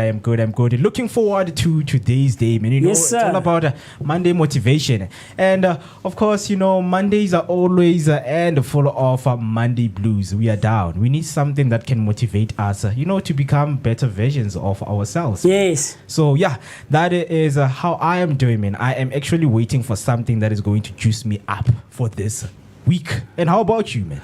Look, Mo, man, unfortunately, this Monday morning is not such a great one because we're experiencing very cold and rainy weather. But outside of that, you know that we bring you the best and most relevant stuff right here on hashtag Vooka Breakfast Show. Good morning, good morning, good morning. Ke a go dumedisa ebile ke a go amogela to what promises to be your favorite rendezvous every weekday morning, Monday to Friday, right here on Vooka Breakfast Show, where we will always be taking such good care of you. And you know, as a ritual, every every Monday morning we bring you relevant people and great people, amazing people who are doing such amazing stuff in our communities. And I can't wait to get into the conversation. This morning, the mover and shaker for this week, for this Monday morning, is the one and only Thabiso Tsotetsi. Am I saying that correctly, my brother? Yeah. Yes, sir. Yes, sir. Yes, sir. So we will be getting into the story of who he is, where he comes from, what is some of the things that he's doing for the community, and what we can possibly look forward to in the near coming future. So I can't wait to get to that. So with all of that being said, do engage with us, do connect with us, and of course, if there are any questions, opinions, queries, and anything that you would love to know from Thabiso, engage with us across all our social media platforms. We go by hashtag Vooka Breakfast Show. So that's Vooka Breakfast Show on Facebook and all other social media platforms. Without further ado, let's get right into it. Welcome once again, with Thabiso. Thank you, my brother. Thanks for having me. We really appreciate you, like taking your time to come and hang out with us, and spend time with us and get to know who you are as Thabiso Tsotetsi. Yes, sir. Yes, sir. So, without further ado, let's jump straight in. Thabiso Kemani, where are you from, and where did you grow up, and how was life when you were growing up, from wherever you grew up from? Sure, tough one, eh? Yes, sir. Anyway, my name is Thabiso Tsotetsi, originally from Soweto. So Yes, I'm born sir. and raised more Soweto. Yes, sir. I was born Goshawela. Oh, And really? Obviously, yeah. Then my parents moved to Protea Lane. Under difficult circumstances, I must say. Obviously, for the lack of a better word, we were evicted of the house. Oh, I see. And obviously, there were challenges growing up. Then we moved to Gotland. And then obviously, from Protea Lane, I'm from a family of 3. There's only 2 of us left. My sister is late. Oh, I see. Went to school. I think my first year was in Soweto, but I didn't last long. Fortunately, things looked bright for my dad, and obviously then I moved to what we call multiracial school. Oh, I see. And yeah, I finished my high school or my primary school in Winchester Ridge Primary School. Then went to Forest High. Yeah, that's pretty much, at high level how I basically grew up. Yeah. And maybe I could add as well, obviously I studied zoology. I went to varsity, I studied zoology. Really? Yeah. Very interesting. You're the first person actually who I've ever come across who studied zoology. Yeah. Obviously at the time it was known as nature conservation. I see. And obviously then after graduating, I was fortunate. I got a job in the United States. And then I moved to work for Disneyland in California. And then within a year I did well. Then I moved to Disney World in Florida. I see. So yeah, that's just pretty me in a nutshell. Then obviously I came back to South Africa and I did some odd jobs there and there. But yeah, that's just me at a high level. Already, I can't tell it to you too much that from the 2 seconds that you've shared, from the little that you've shared, it seems like you've led such an interesting life, from growing up Goshawela to going to Protea and eventually finding yourself in Disney World 100%. and in Disneyland. Such amazing stuff. I always find. And I always share it with the team here in studio that I always find people's stories very interesting as to where they come from and how they got to where they are now. Great. Yeah. It's very fascinating to me, and it gives us quite a bit of an insight into who the person is. So with all of these things being said, you moved from Shawela to Protea, eventually found yourself going to a multiracial school. Correct. What are some of the values that now your parents are instilling in you as kids, as siblings, Lily? Because you said you guys you grew up as 3 siblings, but your sister is late now. So what are some of the values that you guys are being given and being taught? And I'm assuming that some of those you still have them to this day, and they've gotten you where you are now as an adult. But so what are some of those? 100%. And I think I must say, my brother, one of the principles that I live by is discipline. And I've seen this, and I always use the word unfortunate because I've seen firsthand from how my dad actually raised us. One of the few, not necessarily few, but one of the fortunate individuals where I was raised by both parents, and I'm fortunate to date. My parents are still together, so I was able to sort of observe certain dynamics in a household, in family dynamics, and my father being one of the person who steered that ship within our household. I mean, growing up, Papa na hlapisa. 5 o'clock in the morning, my dad was up. This morning, you'll be surprised, I've been up since 3 o'clock, and this is something that has been embedded in me throughout my childhood. So I saw my dad growing up and obviously instilling that discipline and what we call kokasi hustling. Back in the days, we used to have newspapers where we used to go Karachi Road Direct. Yes. If you remember, there was a particular article inside the newspaper called Super Strikers. Yes, We used to read the yes. articles somewhere. But I remember. my dad is one person I used to observe a lot because he's self-made. He's self-taught him a lot of things. You know, and seeing that from him, doing it where this guy, man, I don't know if I can say this on a public platform, but my dad doesn't have proper education, but he instilled that idea in us. And that's where this whole narrative came from, and we started pushing and pushing and pushing. I personally, on that level, I wanted to, I still say to date, if I can achieve half of the things that my dad achieved in his lifetime, then I'll be the man that I think. Ah, man, I love it. So yeah, that's pretty much what sort of stirred me to be where I am today. I love it. 100%. I love it. I love how you say, some of the things that he embedded in you guys and in you as an individual. Correct. You still use them to this day. 100%. You touched on something very, very, very critical for me, and a lot of us in our society, but more specifically our black society, unfortunately, is that most of us grow up in a one-parent household, and we tend to take it for granted how that can have an effect on us as adults growing up. Correct. And we tend to think, man, it's just one of those. It's a classical, it's a classical or cliche story. Yeah. But my dad wasn't around when I grew up. But it plays such a significant role into the adult that you're going to be in society one day. 100%. I love how you say he used to grow, when you guys were growing up, waking up and going to school. Yeah. I love that so much. That speaks to the man that he is and in being present, So, look, man, you're saying you eventually found yourself studying zoology. Correct. Was this at UJ or at WITS? I actually went to TUT at the time. Oh, I see. Yeah. I see. But at the time it was referred to as nature Conservation. Correct. conservation. Correct, yes. So is that now the only degree that you studied? I actually studied law. I'm still an LLB student. I see. I haven't finished it yet. Yeah. I'm currently in my 4th year, but yeah, that's still pending. So, but how? Let's try to make the connection. Yeah. Because this is where it gets fascinating for me. 100%. It gets interesting for me. Correct. From moving from high school, going to TUT, Yeah. studying nature conservation, Correct. right? You eventually find yourself in the States. You Correct. come back, you do some odd jobs here. How does studying zoology now form your path? And finding yourself going to Disney World, coming back, and eventually find yourself now in this day and age studying for law, studying LLB. How does it form your path as an adult now? My brother, it's quite interesting because when I look at my past experiences and my journey as a whole, it's been a journey. And I think for me, one of the biggest things that I've always been afraid of, and if you think of the context of poverty, in your head as a man, all you think about, I just want to make it. So whenever the wind blows, I'm going as long as I'm going to make it. Now, through my journey, I've always aligned myself with people that are in the business, people that have also have been elevated in terms of their portfolios. So coming back from the US, in fact, I came back and I struggled to get a job, and then I found myself in Dubai again, working in Dubai.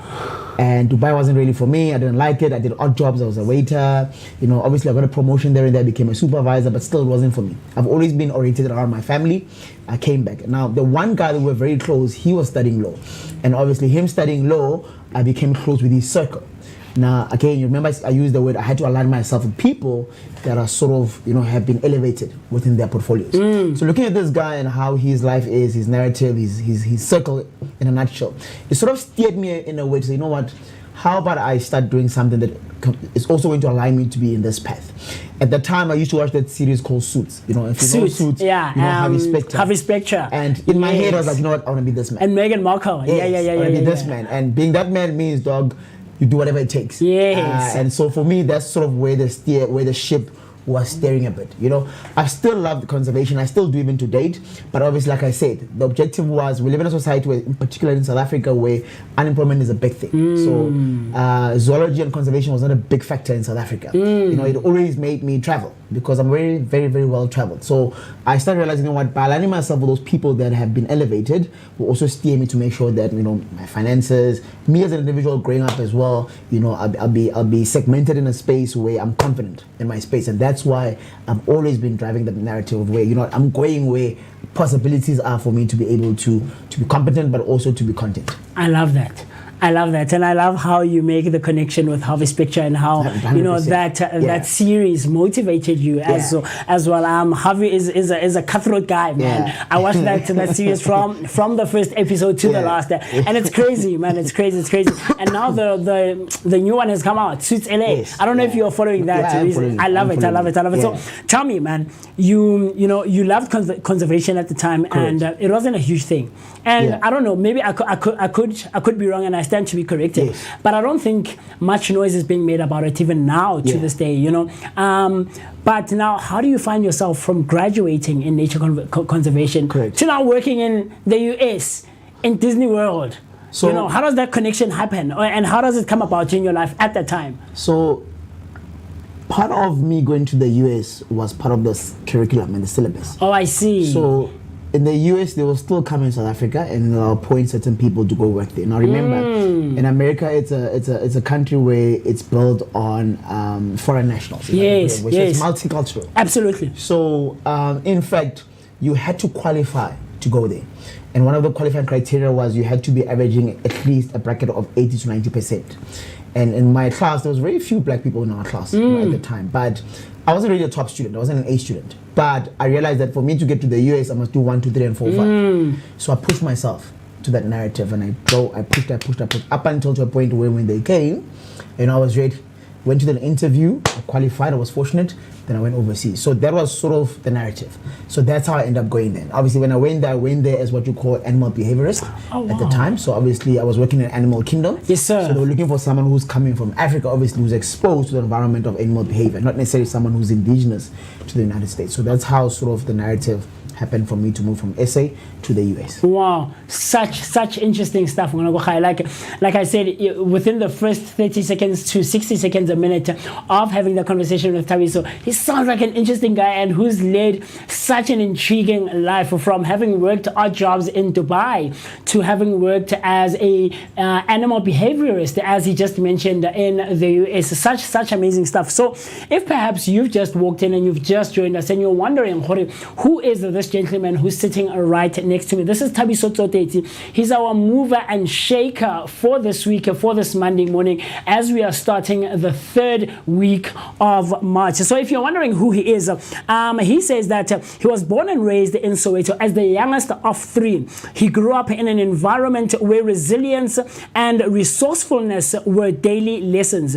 His parents, despite financial hardships, prioritized education and discipline, ensuring that him and his siblings attended the best schools they could afford. His father was a strict disciplinarian who instilled in him and his siblings a deep respect for knowledge, while his mother nurtured his spiritual foundation. These are the values that shaped him into a high achiever, academically excelling in mathematics and holding leadership positions.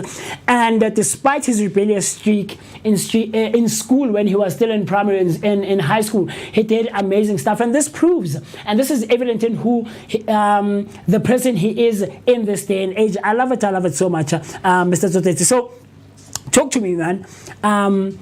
From the information I've had, I have that's been shared with us here in studio.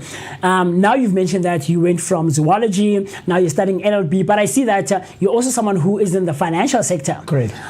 Let's get to that now. I feel like you are an individual of the world. Yeah. You are a citizen of the world, and you're someone who's doing so much in different sectors. Yeah. How do we get to the financial sector? What inspires you now to want to find yourself being involved in the financial space?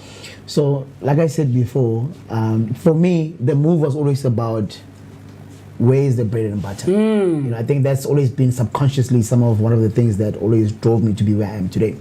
Now, I've always had an opportunity to go back to travel, and for me not to go back to the US or any of the countries that I've traveled to, it was a decision that I had to make. Oh, I see. One was because of I was so and I'm still to date where family is big for me. So there was a point where I was like, nah, this isn't for me. In fact, my wife, then she was still my girlfriend. I remember we went to an interview, and the idea was, baby, both of us were going to the US. But the idea was either we go together or we don't go at all.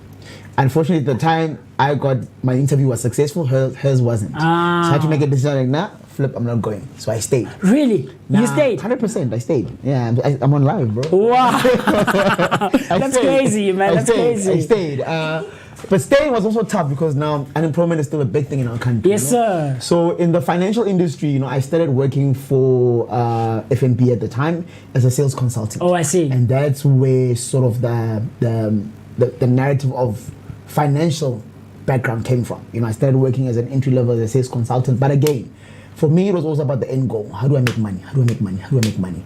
And I was very, very competitive. So in the space, there were people who were going home at the time with 20 grand, 15 grand. I was making like 2,200 at the time. Sheesh, man. But in my head, I was like, you know what? These guys are not going to make 20 grand. I'm making 2 grand. I'm going to get there. Yeah. So that drive has always pushed me to be where I am. And that's where this financial space came into place. In fact, I started as a sales consultant all the way until my recent role where I became a head of operations. So, it's been a journey. It's been a journey. But obviously, it takes sort of discipline. It takes you to also to be street smart. I always use the word street smart, to know how to navigate. And for me, that's where I found myself to be where I am. And then to date, through all of my portfolios that I've started, it was also about how do I make sure that the job is done, I get the results. And that's where I shifted from the financial space all the way from zoology, because end of the day for me was you empowering people, end of the day you're also making revenue. So biggest factors for me. I love it. I feel like myself and a whole lot of people who are listening and watching at home, even on your live, I feel like we can learn so much from you, because and I could be wrong, man, and we differ from individual to individual. Correct. But one of the biggest things that I've found in our society is that a whole lot of us are not necessarily willing to, take such big risks and big leaps and big jumps, from moving from one sector to the other. Correct. A whole lot of us rely on the thing that I studied for the longest of times, for a long time. It takes quite a huge thing for one to make such a big step and say, you know what, completely this. Correct. I'm moving into this, So I love that, and it's so inspirational, man. Even just I can hear and feel the passion coming from you. 100%. That you're someone who's driven. So, but like you said, that you're someone who's quite competitive, and you never like not achieving some of the things that you're saying. Correct. Would you say that that's one of the things, well, maybe perhaps the biggest thing that drives you in all of these spaces that you're involved in? To some degree, yes. But there's something that I just want to raise. 2018, Kilaga Mahadi. Oh, wow. And it was an intended move that I made. Okay. However, my parents were not aware of the move. My father, my brothers, my uncle. And I remember at the time, I had made commission. So I had made good money. Okay. And the first thing that came to mind was, I must marry this woman. I see. Ne? Now, before then, my wife, we met in 2010. And during that time, I've never seen where she's from. Because we met in varsity. Oh, I see. So I've never actually got a chance to actually know where she's from. Every time I ask, baby, let me go see where you're from, we'll book a guest house. Like, no, you must do things the right way. Okay. So that day, the money came through. I was like, you know what? It is what it is. I'm going to take this leap. Call my uncle, and I told my parents. The first thing my dad responded by saying to me was, Chief, before you go there, make sure you're going to be able to take care of this woman. I said, what do you mean? When I look at my family dynamics, my mom doesn't work. So in contrast to this, that means my dad's taking care of everything. Oh, I see. The house and everything. So in my head, that's the picture that he painted. But if you're going to marry this woman, yes. So the word taking care of someone simply means to me, Chief, whatever that you do, it means you must be able to be stable. And that's where the word competitive came from, or it sort of stemmed from as well. Say whatever that I do, look, there's a saying, whether you're a petrol attendant, whether you're a cashier, be the best in that field. Definitely. So I don't care if I'm only wash cars, I'll be the best guy who washes cars. Yeah. So that's the narrative that I applied, to date, and I still apply that narrative. And hence, some of the things, they sort of became positive alignment towards what I do because of why I put in the effort. I see. 100%. I see. I love that. I love how you use the word effort. Correct. For me, and I also share the same sentiment in what you're saying, in saying that in whatever field you're involved in, correct, in whatever space that you're working in, and you're trying to make means in, effort speaks a whole lot for me personally. Without effort, man, for me, it stems or it speaks to not necessarily being that interested. You know, you're doing it, yes, you're there, you're involved, but it's not really like a driving force for you. You know, so I love how you use effort, and congratulations, Gahon Samahari. So I'm assuming you had moved out of the 2,000, you know, the $2,000 bracket. I love that. So now, how does this impact your personal life now? You know, you've done so many things up to that point in your life. This is 2018 now, and like you said, you had moved out of that bracket, and now you're doing well for yourself, right? And you've done so many things, from working in Dubai, being involved in nature conservation in the US, coming back to South Africa now. How does this impact your personal life and Uletabiso? And now, how does it push you and drive you to start getting involved in our communities now? You know, I'm going to come to this part of the portfolio that I'm running currently. But obviously, I'm the founder of the Black Child Rise company. The Black Child Rise. Correct. I see. Yeah. Which will touch base on it just now. Yes, sir. But one of the things that I tell my student is refuse to be ordinary. Oh, wow. You know, if you gym, you know, one of the Bibles that we use at the gym, it's even written there, you know, that refuse to be ordinary. Now, if you take that word in context and apply it, it simply means there will be challenges.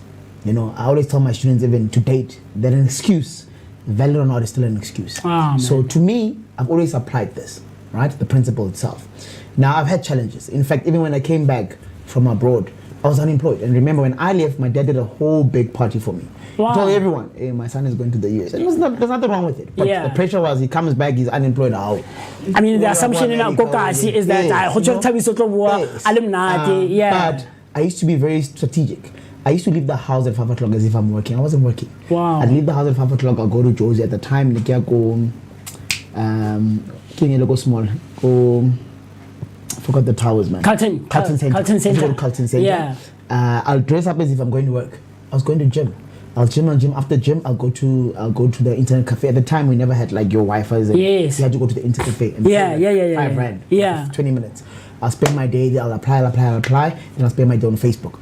Later at 4 o'clock, I'll do the same thing. I'll go back to the gym. 6 o'clock, I take a shower. I dress formally as if I'm coming back from work. Yeah. I did that for a good 3 to 6 months. Wow. That time I wasn't working. But I wanted to create the narrative, go guys, and there's nothing happening. Because I knew I'm going to succumb to that. Absolutely. What happened, you know? So I've always wanted to make sure that I make it no matter the cost. There's a guy, he's late now, his name was Dr. Coops. Back in the days, he used to drive your Golf R32 at the time. He was one of those guys, go guys. Yes. And I approached him one day, I said, Chief, how do I do it? He's like, go to school. I said, okay, what do you mean by this? Like, no, just get the job done. So it's always been instilled in me, now, you know what, I don't want to be that guy who just praises someone. I want to be that guy that you praise. So that's where the narrative of starting to drive. So challenges have always been there, but obviously for me it was, irrespective of the challenges I'm going to face, just make sure that I deliver. I love that. And you know, I think that, you know, as a guy yourself, this could be very and very inspirational for young guys in our communities. Go guys, like you mentioned, and you know, there was a guy here last week who was hanging out with us, and he was saying that a whole lot of individuals, go guys, mostly guys, you know, it could be argued and I could be wrong, but mostly guys, we are scared of the unknown, especially when it comes to education. You know, because the narrative that's been shaped in our society and that's been given to us is that you're going to go to school, but you know, but chances are you're not going to work in that field, or you're not going to find the job in that field. And so, you know, some of the things that you're saying, I feel like they could be very inspirational, and they could motivate someone who's scared and who's skeptical about going to school and studying for whatever they want to study, you know, and taking that leap of faith and that risk, you know, and I love that so much. So you spoke about Black Child Rise.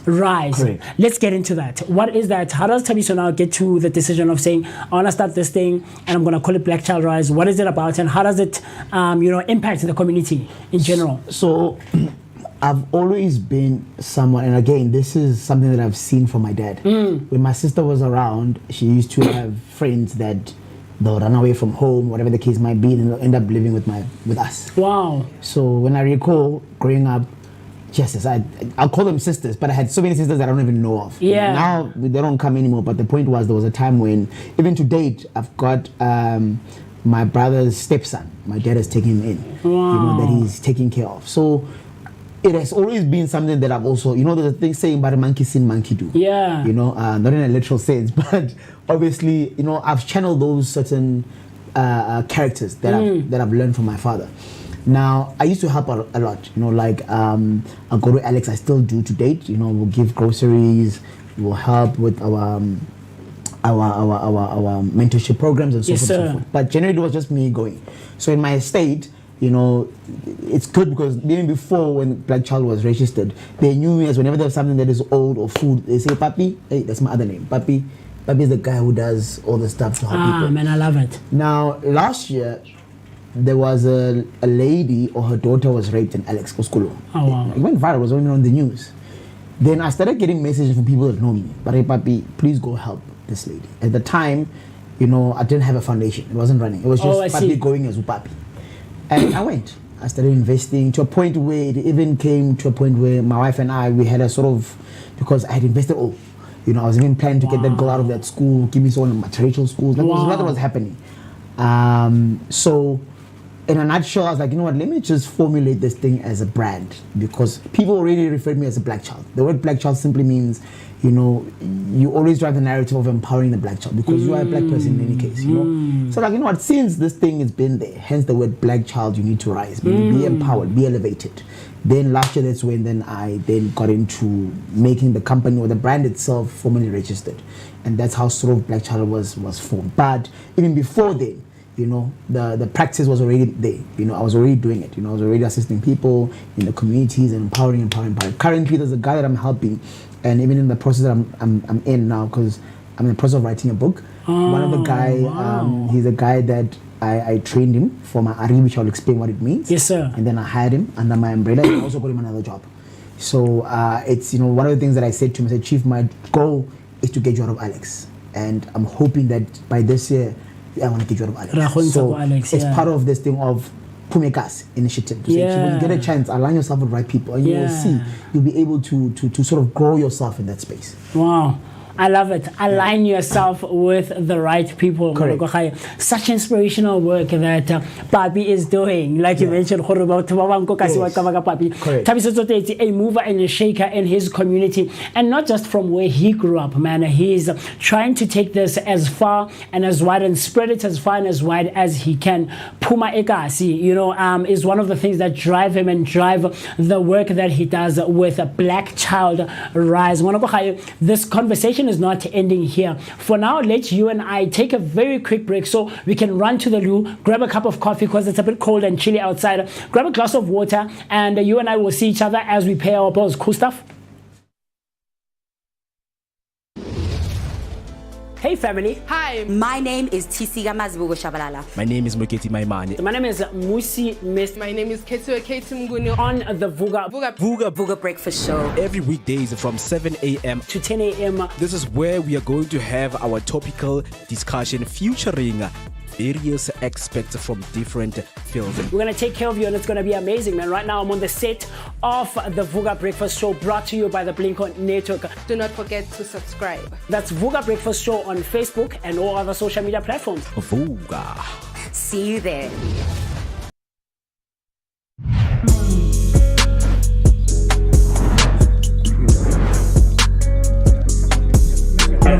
Well, yeah, Shopping Blossom maybe. Yes. Wow! You wish it was you.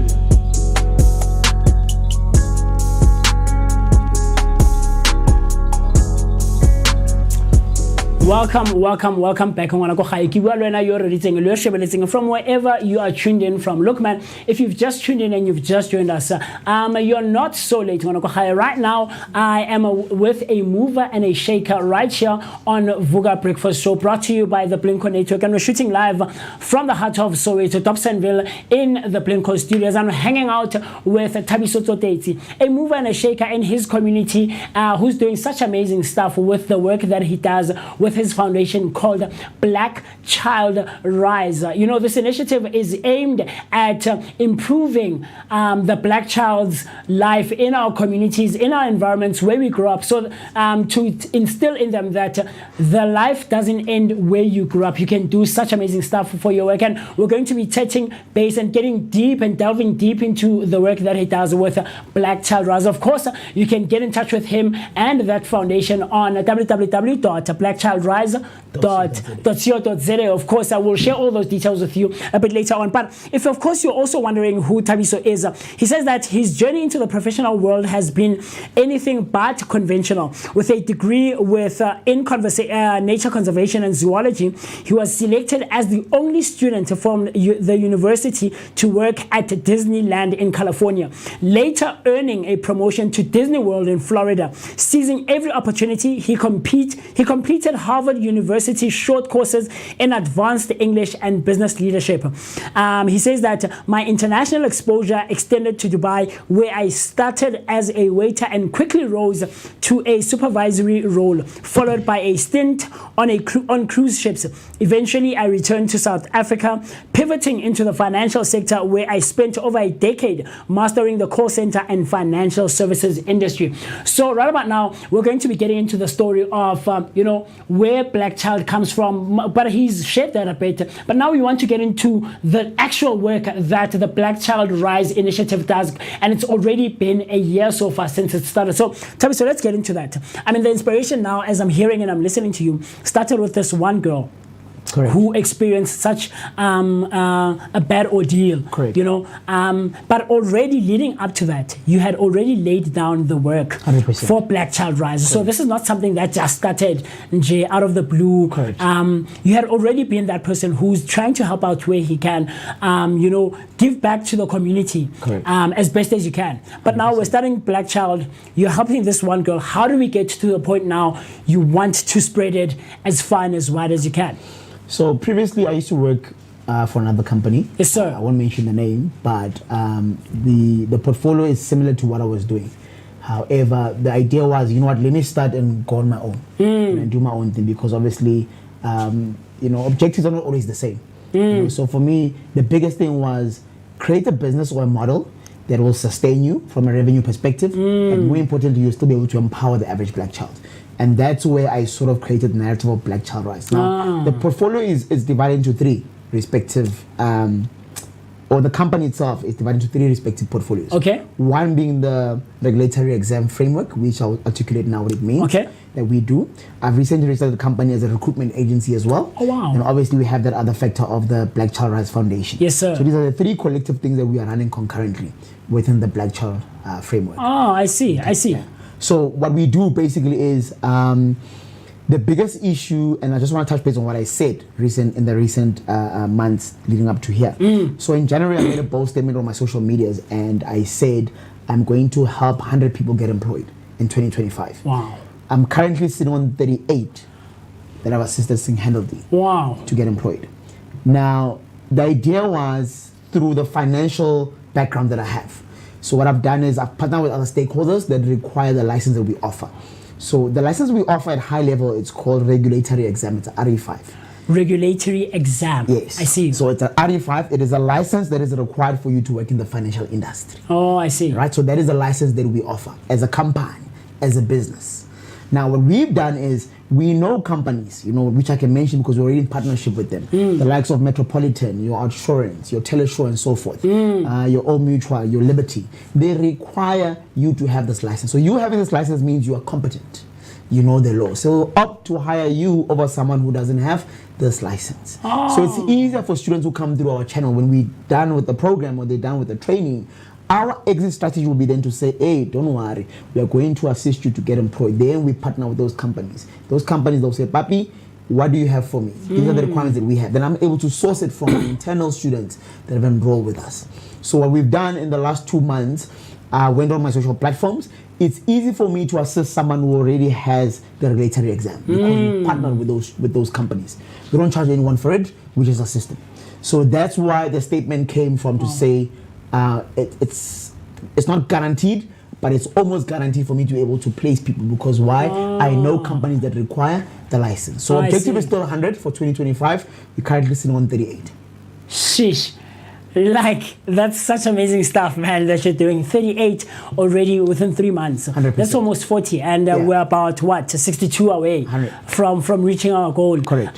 So we have the RE, which is the regulatory exam. Correct. We have the business recruitment. Correct. And then we have the actual foundation 100%. we're giving back to our communities. It's speaking something and it's sparking something in my mind.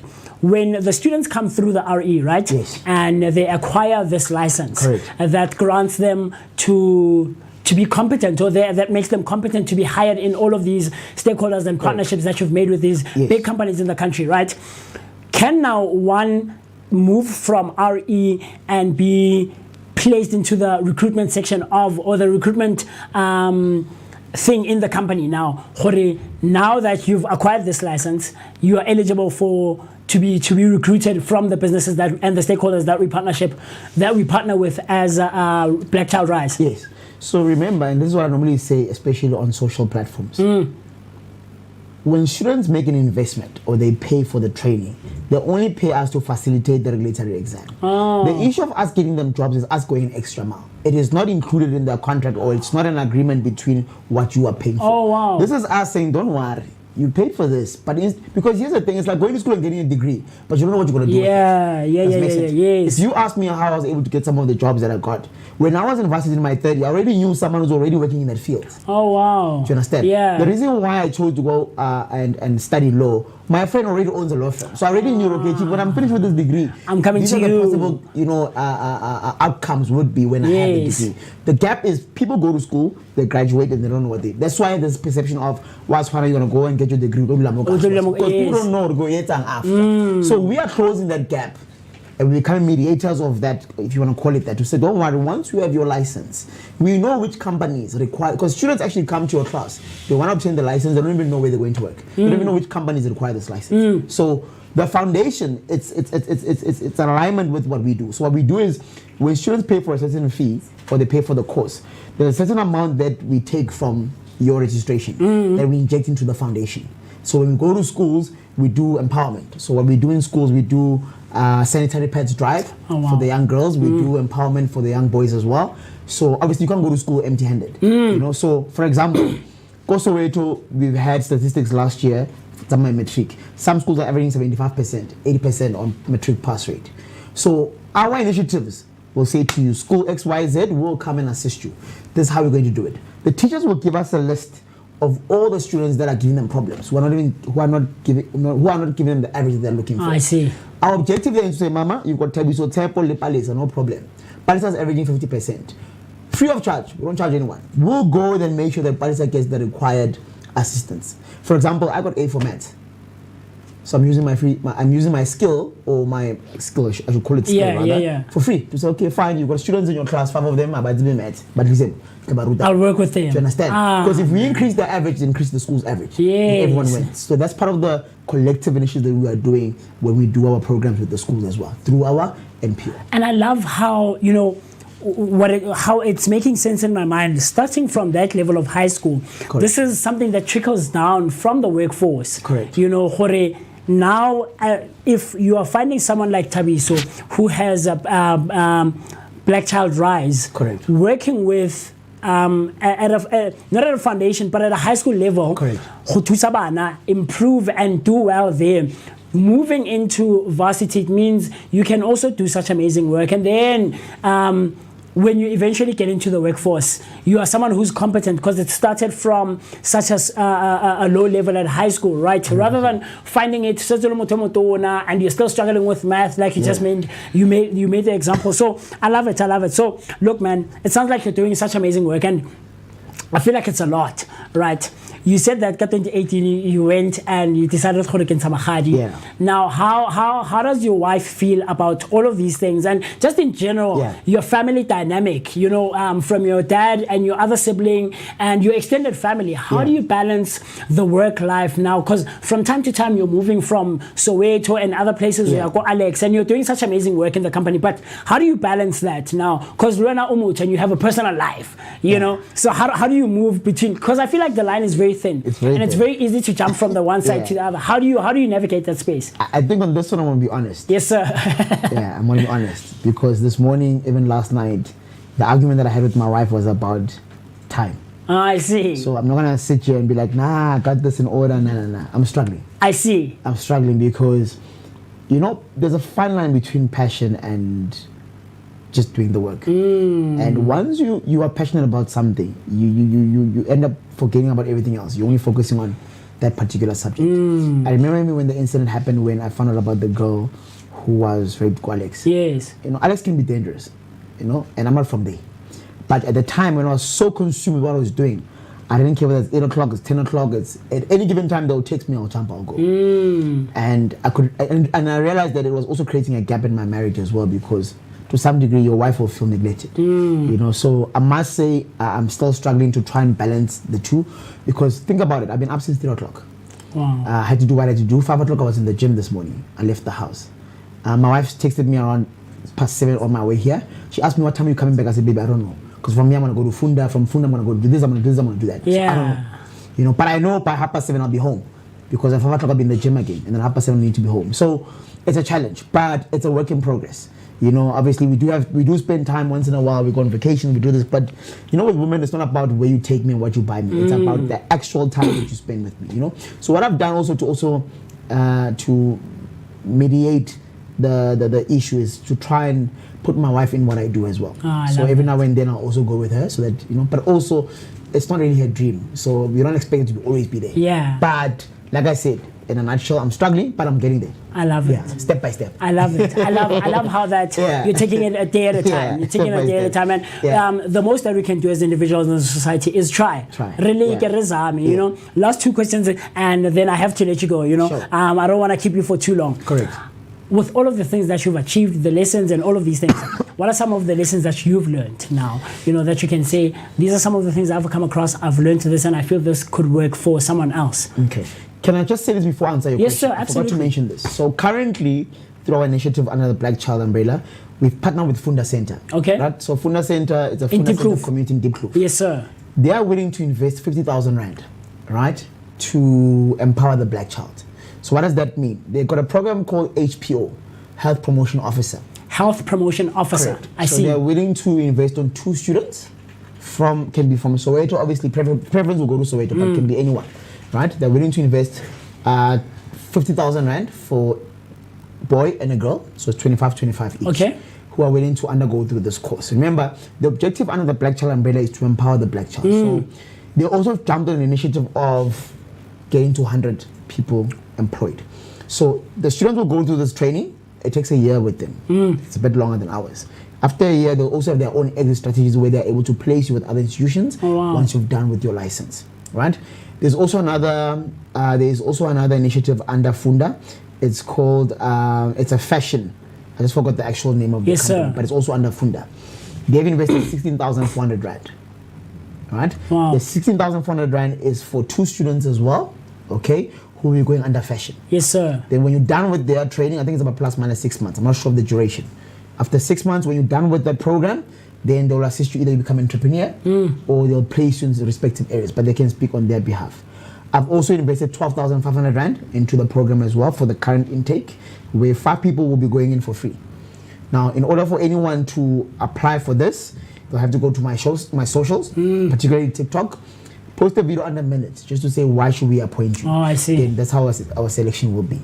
Okay, I don't know if that's okay for I you. hear you. I hear you.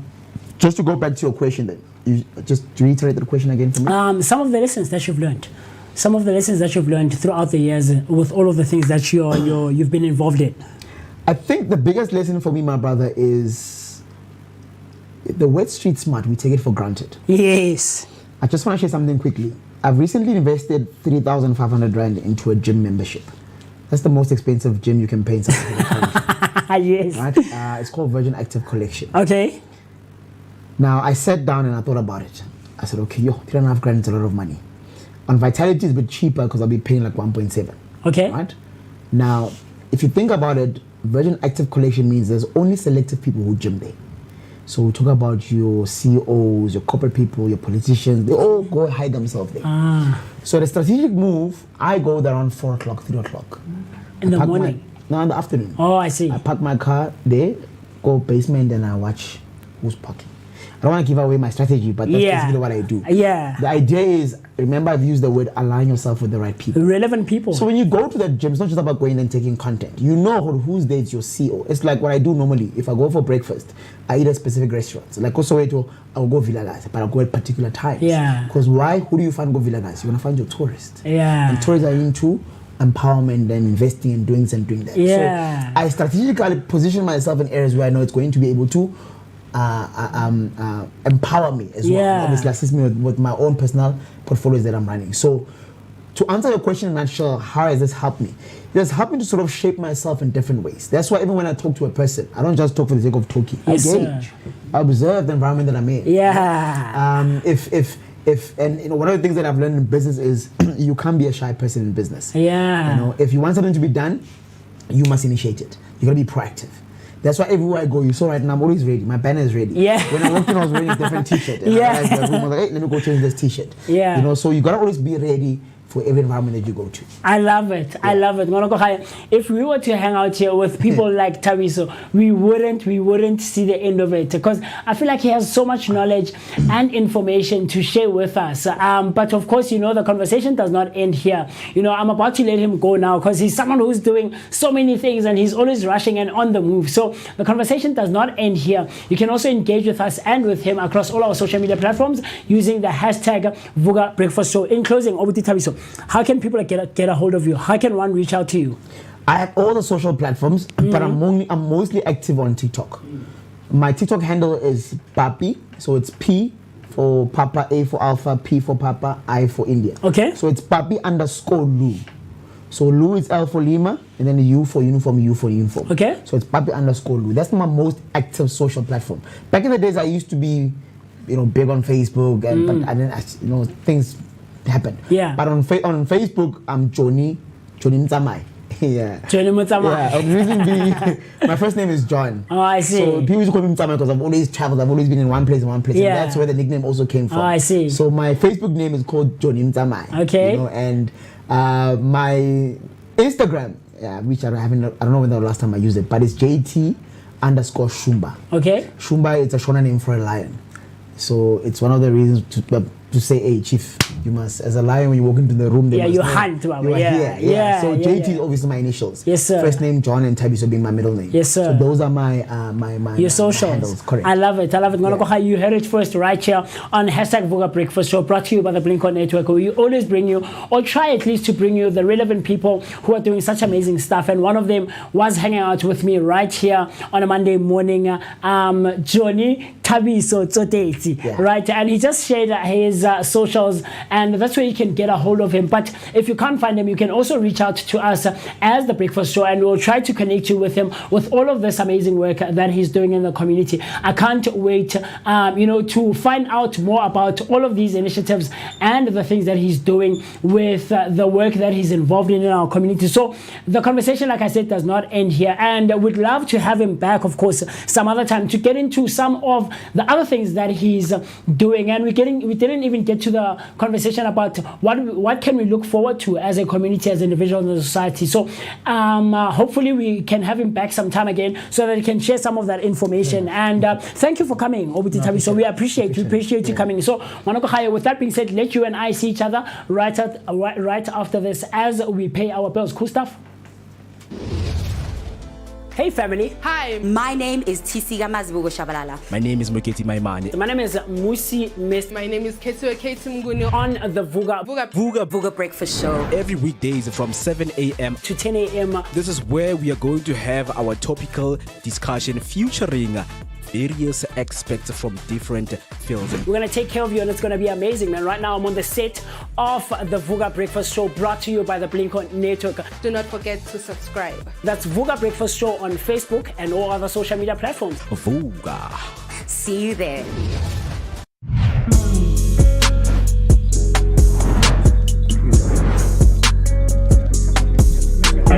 Well, yeah, shopping blossom memory. Yes. Wow! You wish it was you.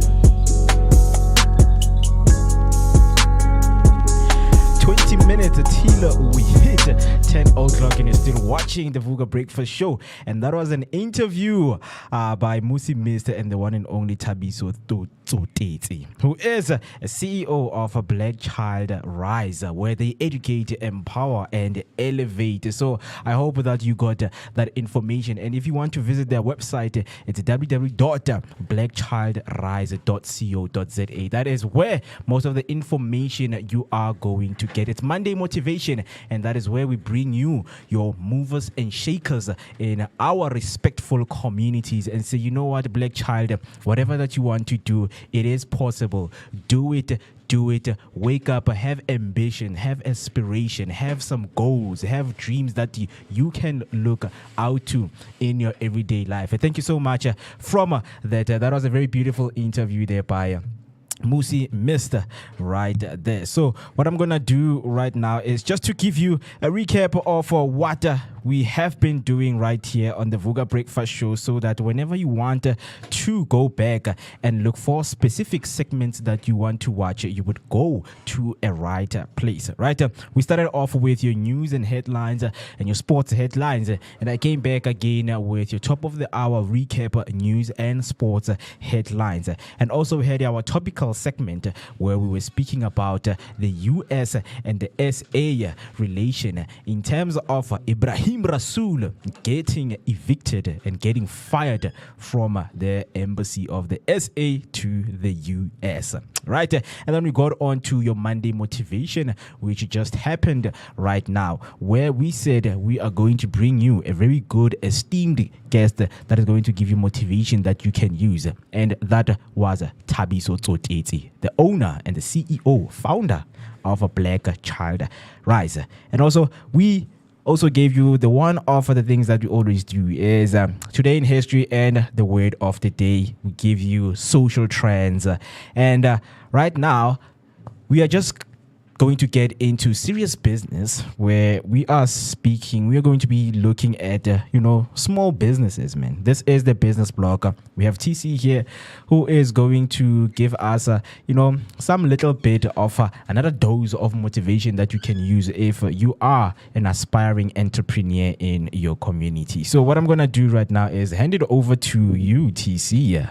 Yes, Vooka family, you are still tuned in to the Vooka Breakfast Show. And of course, we just had an esteemed guest here, Thabiso Tsotetsi, our mover and shaker, giving you the motivation that you need as a Black child who wants to rise above challenges and the situation in their lives right now. And of course, one of the reasons that we are here is to equip you as aspiring entrepreneurs with information that can help you make certain decisions that can help you as the viewers at home rise above the challenges that you face. Of course, the budget speech of 2025 has been a hot topic on everybody's lips, and everyone has been wondering, what is the good that this brings to the South African citizen? So the 2025 budget speech has unveiled several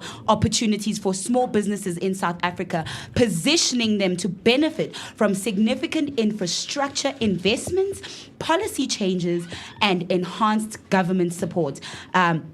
I'm about to give you some key takeaways that small businesses can leverage to grow, scale, and ensure long-term financial stabilities ahead of the budget speech of 2025. So we are going to look at how the budget speech will, or how the government looks to grow small businesses. So with the government infrastructure spend, the government has allocated over 1 trillion for infrastructure. Sorry, you know what? It's Monday, but of course the English is gonna come back to me now.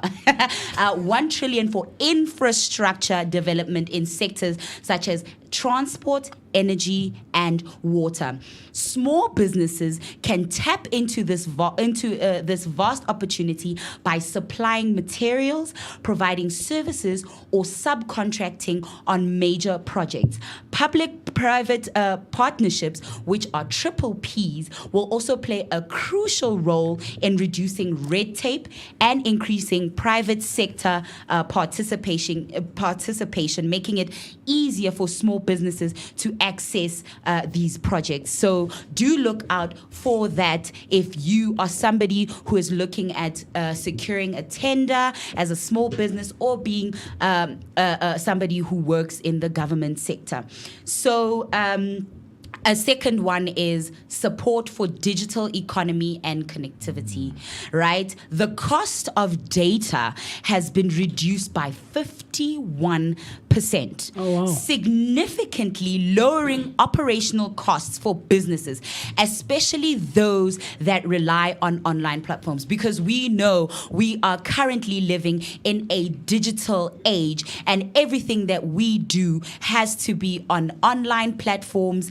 And of course, in order to get the most out of the experiences, we do leverage AI and such tools to help us advance and save productivity and be more effective.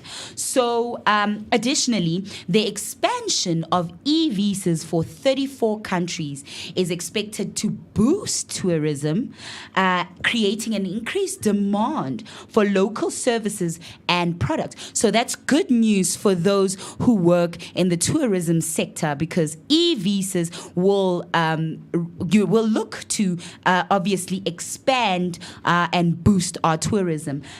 Phase 2 of Operation Vulindlela will continue to enhance digital infrastructure, opening doors for small businesses to thrive in the digital economy. So of course, if you are somebody who is running a business that is ahead of the digital times, that is good news. And of course, if you are in tourism, that is the best news for you, because looking at e-visas, we will be getting more tourism, and more tourists, which is good news for you.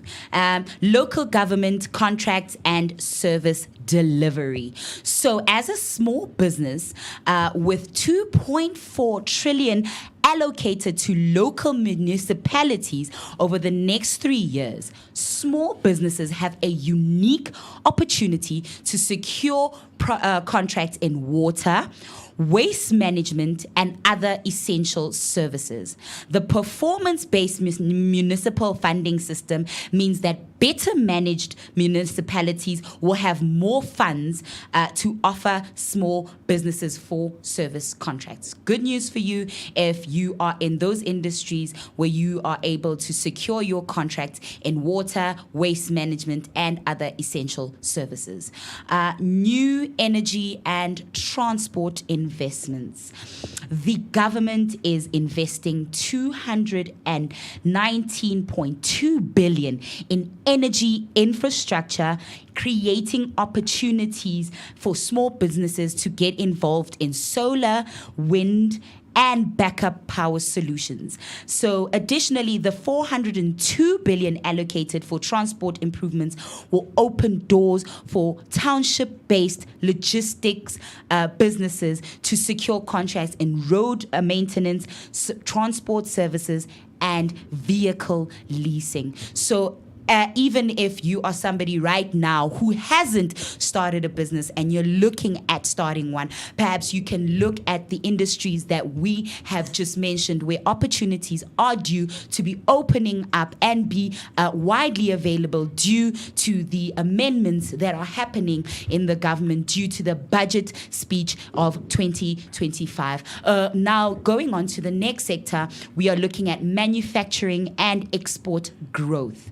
So reforms to the freight logistics system will make it easier for small and medium exporters to utilize rail and port services. So this will be used to facilitating access to international markets. The new visa reforms for skilled immigrants will also increase demands for rental housing and local services, boosting business prospects. So, guys, don't limit yourself. Dream big, black child. So much can be possible for you if only you just open yourself up to the possibilities instead of just only looking at the challenges that the budget speech of 2025 is presenting to you as a South African citizen. So now we are looking at scaling and expanding market access. So tax stability and business-friendly policies. Right? So at least with the budget speech that we have just listened to last week, there will be no increase in corporate tax, which encourages business expansion and investment. While yes, the VAT increase will eventually go to 16%, which could impact consumer spending. It also provides the government with more revenue to support small businesses through various initiatives. What those initiatives are, we will come back to you through our different segments. So all you have to do is keep tuned into the Vooka Breakfast Show throughout the week in order to catch that information and see where you can leverage on what we are going through as a country economically with the budget speech of 2025. So, of course, we have spoken of the public-private partnerships with the triple Ps. So the expansion of the triple Ps opens doors for small businesses to collaborate on national and provincial projects. Simplified regulations will make it easier for small businesses to participate in government-led initiatives, further enhancing growth and potential. So local government revenue reforms means that there will be new models to ring-fence municipal revenue, which will improve service delivery, resulting in better roads, water, and energy systems, which we all know electricity, when we have load shedding and load reduction, that impacts a lot of small businesses in the townships. But obviously, with the reforms that are being proposed with the budget speech of 2025, the municipal revenue will be looking to improve the service delivery, which can result in better roads, water, and energy systems. And these improvements obviously will support small local businesses and enhance on customer spending power in the community. So obviously we have just spoken about the tourism and hospitality system growth, and that industry is looking to grow exponentially with the e-visas being introduced into the system, which will make it easier for tourists to visit South Africa, in creating opportunities for small businesses in tourism and hospitality, including guest houses, tour guides, catering services, retail, and the transport business. So all of which are expected to experience increased demand, social security, and increased consumer spending. Right, we just spoke about how Afriberry on our trending stories spoke about that those officials that were apprehended for that fraud that they did with the social grants. But now we've also seen that with the budget speech, there will be increases in the social grants. So the increase in social grants will enhance consumer spending power, especially in the townships. We all know that most township households are being subsidized by the government through the social grants, and the expansion of zero-rated food items such as canned vegetables, dairy products will lower input costs for food businesses, making it easier for them to operate profitably. So, of course, now the budget speech also encourages saving and financial stability through the no fuel levy increase. So consumers and businesses will save 4 billion rand due to the government's decision not to increase the fuel levy. This reduction in transport and logistics costs will benefit small businesses involved in delivery and logistics services. Expanded tax collection and compliance measures that the government has allocated 3.5 billion to through the SARS, South African Revenue Service, for tax enforcement. So this must ensure, small businesses must ensure that they comply with tax regulations to avoid penalties. So maintaining up-to-date records will also help businesses avoid costly mistakes. And then there will be municipal funding for small businesses. Incentives for well-managed municipalities could lead to better access to loans and grants for small businesses with improved service delivery. Businesses will benefit from lower operational costs related to electricity, water, and rates, thus boosting overall profitability. So in conclusion, right, the 2025 budget speech presents a wealth of opportunities for small businesses in South Africa, particularly in infrastructure, digital economy, tourism, and government contracts. So by aligning with the government policies and initiatives, small businesses can tap into new markets, access financing, and scale operations in a growing economy. So with that being said, that wraps up our business blog for today. I don't know about you, but I with having read through and obviously having informed you of all that, I want to know what you think of what I've just given to you through our social media platforms using the hashtag Vooka Breakfast Show to engage with us and give us your opinions, man, on what do you think are these opportunities that you as a small business owner or as a or somebody living in the township can leverage on, and what do you think? Just give us your thoughts and continue engaging with us. Yes, handing it over back to Mo. Yeah, definitely. Yo, TC, for a minute, man, I felt like you were my finance minister. And so much hope you brought into my life as an aspiring entrepreneur, man. But yeah, it's a very good thing that opportunities for township entrepreneurs are there, you know, after the 2025 budget speech. Yeah, that we shouldn't just only be looking at the challenges that are being brought forward by this budget speech, but by what are the opportunities that we can leverage from it. And as a black child, how can you rise above the challenges, right? That we are being presented with our situation and our socioeconomics issues that are happening in our countries. We should be mindful not to only always focus on what is wrong with our government, but to also see the efforts that are being made and the opportunities and initiatives that are being presented to us through the policies and reforms that they are trying to introduce produce through the law that we have here for you as a South African citizen. Yeah, I love that, man. Even the Such cool policy shifts that you mentioned that could shape how people, their businesses can be like Yes. in the future. Yeah, it's And something obviously that- the industries, Yeah, to yeah. look at the specific industries where we can now leverage and maximize on the opportunities for.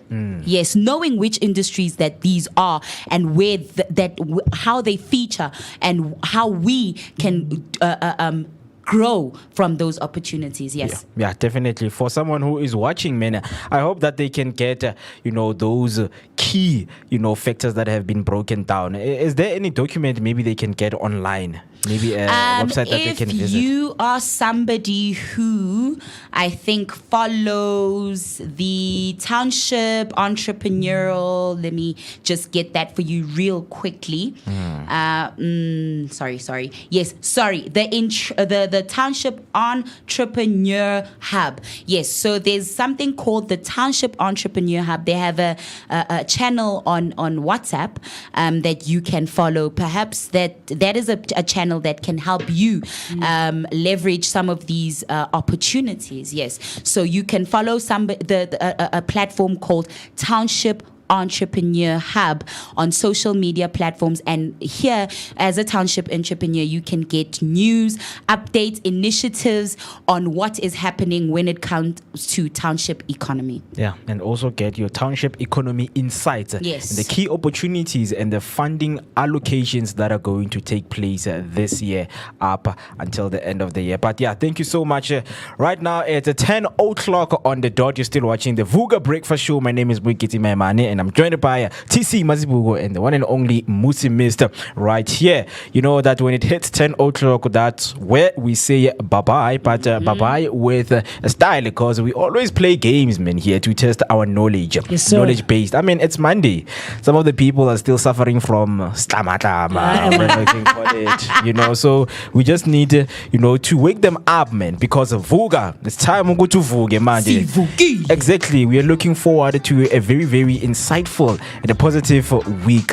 And we started it off with a very nice Monday motivation here with Tabiso Tsoteti, who is an entrepreneur and the founder of the Black Child Rise. A Foundation. mover and shaker, man. Yeah. He is really doing amazing things. I think, with Black Child Rise, that is the message for this week. Black Child Rise. Such amazing stuff that Tabiso does, man, out there. And I really feel like he's one of those people, like what Osvaldo and when you have a passion for helping people, it becomes easy and it comes through. It stops being work, right? Where he mentions that the lines become so blurred. You just start to put in so much effort because you want to be the difference that you want to see in the world. Yeah, definitely. Yes. So, like Mweketi mentioned, that one of the things that we're very big on right here on Vooka Breakfast Show is improving our day-to-day spoken language and of course our vocabulary. And one of the things that we do in trying to instill that within all of us right here as a team is spelling bees. Yeah. Yes. Is spelling bees. Definitely. So let us go. I have a couple of words, TC, that are commonly misspelled. Okay. And words that have very interesting pronunciations. Okay. Nothing too hectic. These are words that we use very, very regularly in our spoken languages, right? And as part of our vocabularies. So, Mo, I want to see if you and TC can get some of these words. So we're going to have 5 words in closing, because right now the time is 3 minutes past 10 on a Monday morning, the 17th of March. So just 5 words. Okay. And we're going to try and see who's going to get these words, right? Okay. And very easy to spell, I would assume, for most people. Let's see if we have our Monday brain we're on. going to try and see who's going to take this one away. And yeah,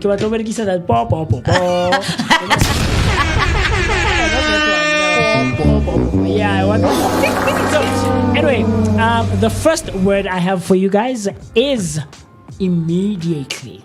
Immediately. The word is immediately. So who wants to go first and try? I can. I mean, for so long, man, a lot of people wanted to test my spelling skills. Okay, because fine. I have been because the best you've been speller in the testing world. no, you've been Wow. testing us on a lot of things. So yes, let's test you. I mean, immediately is quite easy. I feel like Moosie's being light on you, but okay, let's go. Okay, so we know that for me, when I spell the words, I always try to pronounce them as they sound. Oh, So, Akila and the B, you're taking some I would points. say immediately. Oh, okay. Right, Wow. so it will be I Yes. Yes. double M I Okay. D I T E L Y immediately. I feel like Bob. Why did you do that on purpose? Did you misspell that word on purpose? immediately. Because that was a misspell. So Me. the correct spelling. double M-E. It's okay. There's no going back, Mo. Let's give you I the thought you were the correct best speller here. in the world, and already on the first word. No, he's- Pela, there's We UK adore words ya. and US There's no words. such. No. It's okay. There's the correct UK. spelling when I go high for immediately. More, I think you meant to say immediately. Yeah. Imme. It's an E. That's so you. That's US. So in the this is- UK. No. Look at you trying to justify. So the correct spelling is I double M E D I A T E L Y. Immediately. Immediately. Okay, TC, let's get you on the second one. Okay, Let's try fine. and see if you can get the second one. The second word is schedule. Oh. I know people mispronounce. Abanye bathi schedule. Yeah. Schedule, bro. So it's SCHEDULE with all the electricity issues. Got happy song. I know that word like know the the back word of my schedule. hand because schedule Power is the city, one power thing. schedule. I have to always be checking the electricity schedule, Schedule, yeah. because wow, good Okay, week. we have the third word here. Who should I give it to TC or to Mo? It's okay. Like maybe just Give it to me, Give it man. us. Give it to us and let's Okay. Because I think we see Horenam reading between the lines of USA and UK. Okay, the third word is independence. Independence. Independence. Independence is INDEPE. Yes. Independence. I am Independence. Yes. Yes. Right. And you can't You do away can't, with, yeah. with the ones you've native- already, So yeah. you said INDEPE. PE.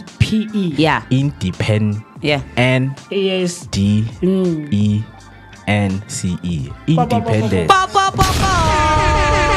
At least, look at you living up to your best speller in the world title. Okay, TC, the fourth word is to you. And the word is necessary. This one is I always a get- commonly I know, misspelled I know, word. I know A because lot of adults struggle with yeah, this one. because you have to like their necessities. Okay, Necessary. So, okay, NECESSARY. Oh,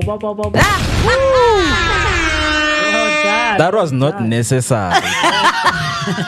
It was necessary. So what do we have? We have That's 2-1, right? Yeah. We have 2 for TC and 1 for Mo. Okay, and let's have the last word. Let's go. If you spell this one correctly, Mo, I lost. It's gonna tie it. It's gonna tie it. But if you misspell this one, TC has to correctly spell it, and then she'll win. Okay. Ane? Okay. So the word is accommodation. Accommodation. Yes, sir. So in the US, Just Hey, spell the Baba, word. just spell the word. spell the US. We are in South Africa, yeah. one thing I've learned about Hey, accommodation is there's double C and double M. Okay. Right? Just spell the word, Mo. Accommodation Yes. is spelled as follow: Yes. ACCOMODATION.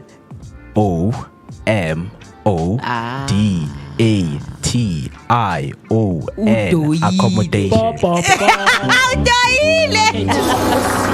You can correctly spell it. If you correctly spell it, then it means you've won our spelling bee for today. Accommodation is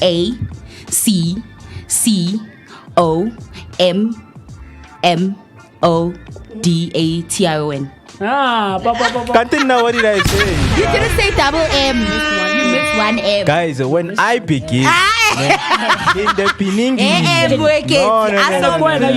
the one who guys, said it in has the double M. beginning, I But you didn't use said it. accommodation has double C and double M. No, But you didn't use it yourself, You Mo. did not use it. Though. Come on, You man. did it Where's when the you were replay asked to spell. button When here? you are asked to spell the word, you misspelled it. Look at you, eh? You're smart. Eish. You are an enemy of your own progress. No, TC. He's his own worst enemy. You know what? He's his own worst enemy. Yeah? You must understand already these things, man. Already when I have done it in my mind, I don't need to let it out to the people. But this is a spelling I bee. say I'm wealthy. Yeah, if you don't see me wealthy, then it's your problem. But the analogy yeah, does I'm not well- apply. The analogy does not apply. This is a spelling bee. exactly. And that in was the not spelling fair. bee, one needs to spell the words correctly. So Sore you missed, loser. you Don't missed be the a word. sore loser. And when are you saying double M? And then over the M-O. But that should sum it up, Rene. This guy is correct. It's just that, just give him another chance. His brain is not locked on Kamandi. Speaking of the spelling, ne? So there's something that Tabiso did on the interview when he said, I think it was part of social media, Johnny. based on Lou. Yeah, let's go Lou, yeah. L for what? L for- Yeah. So there was this time I was calling this other lady from Sadak. This other friend of mine was going through something. Ish.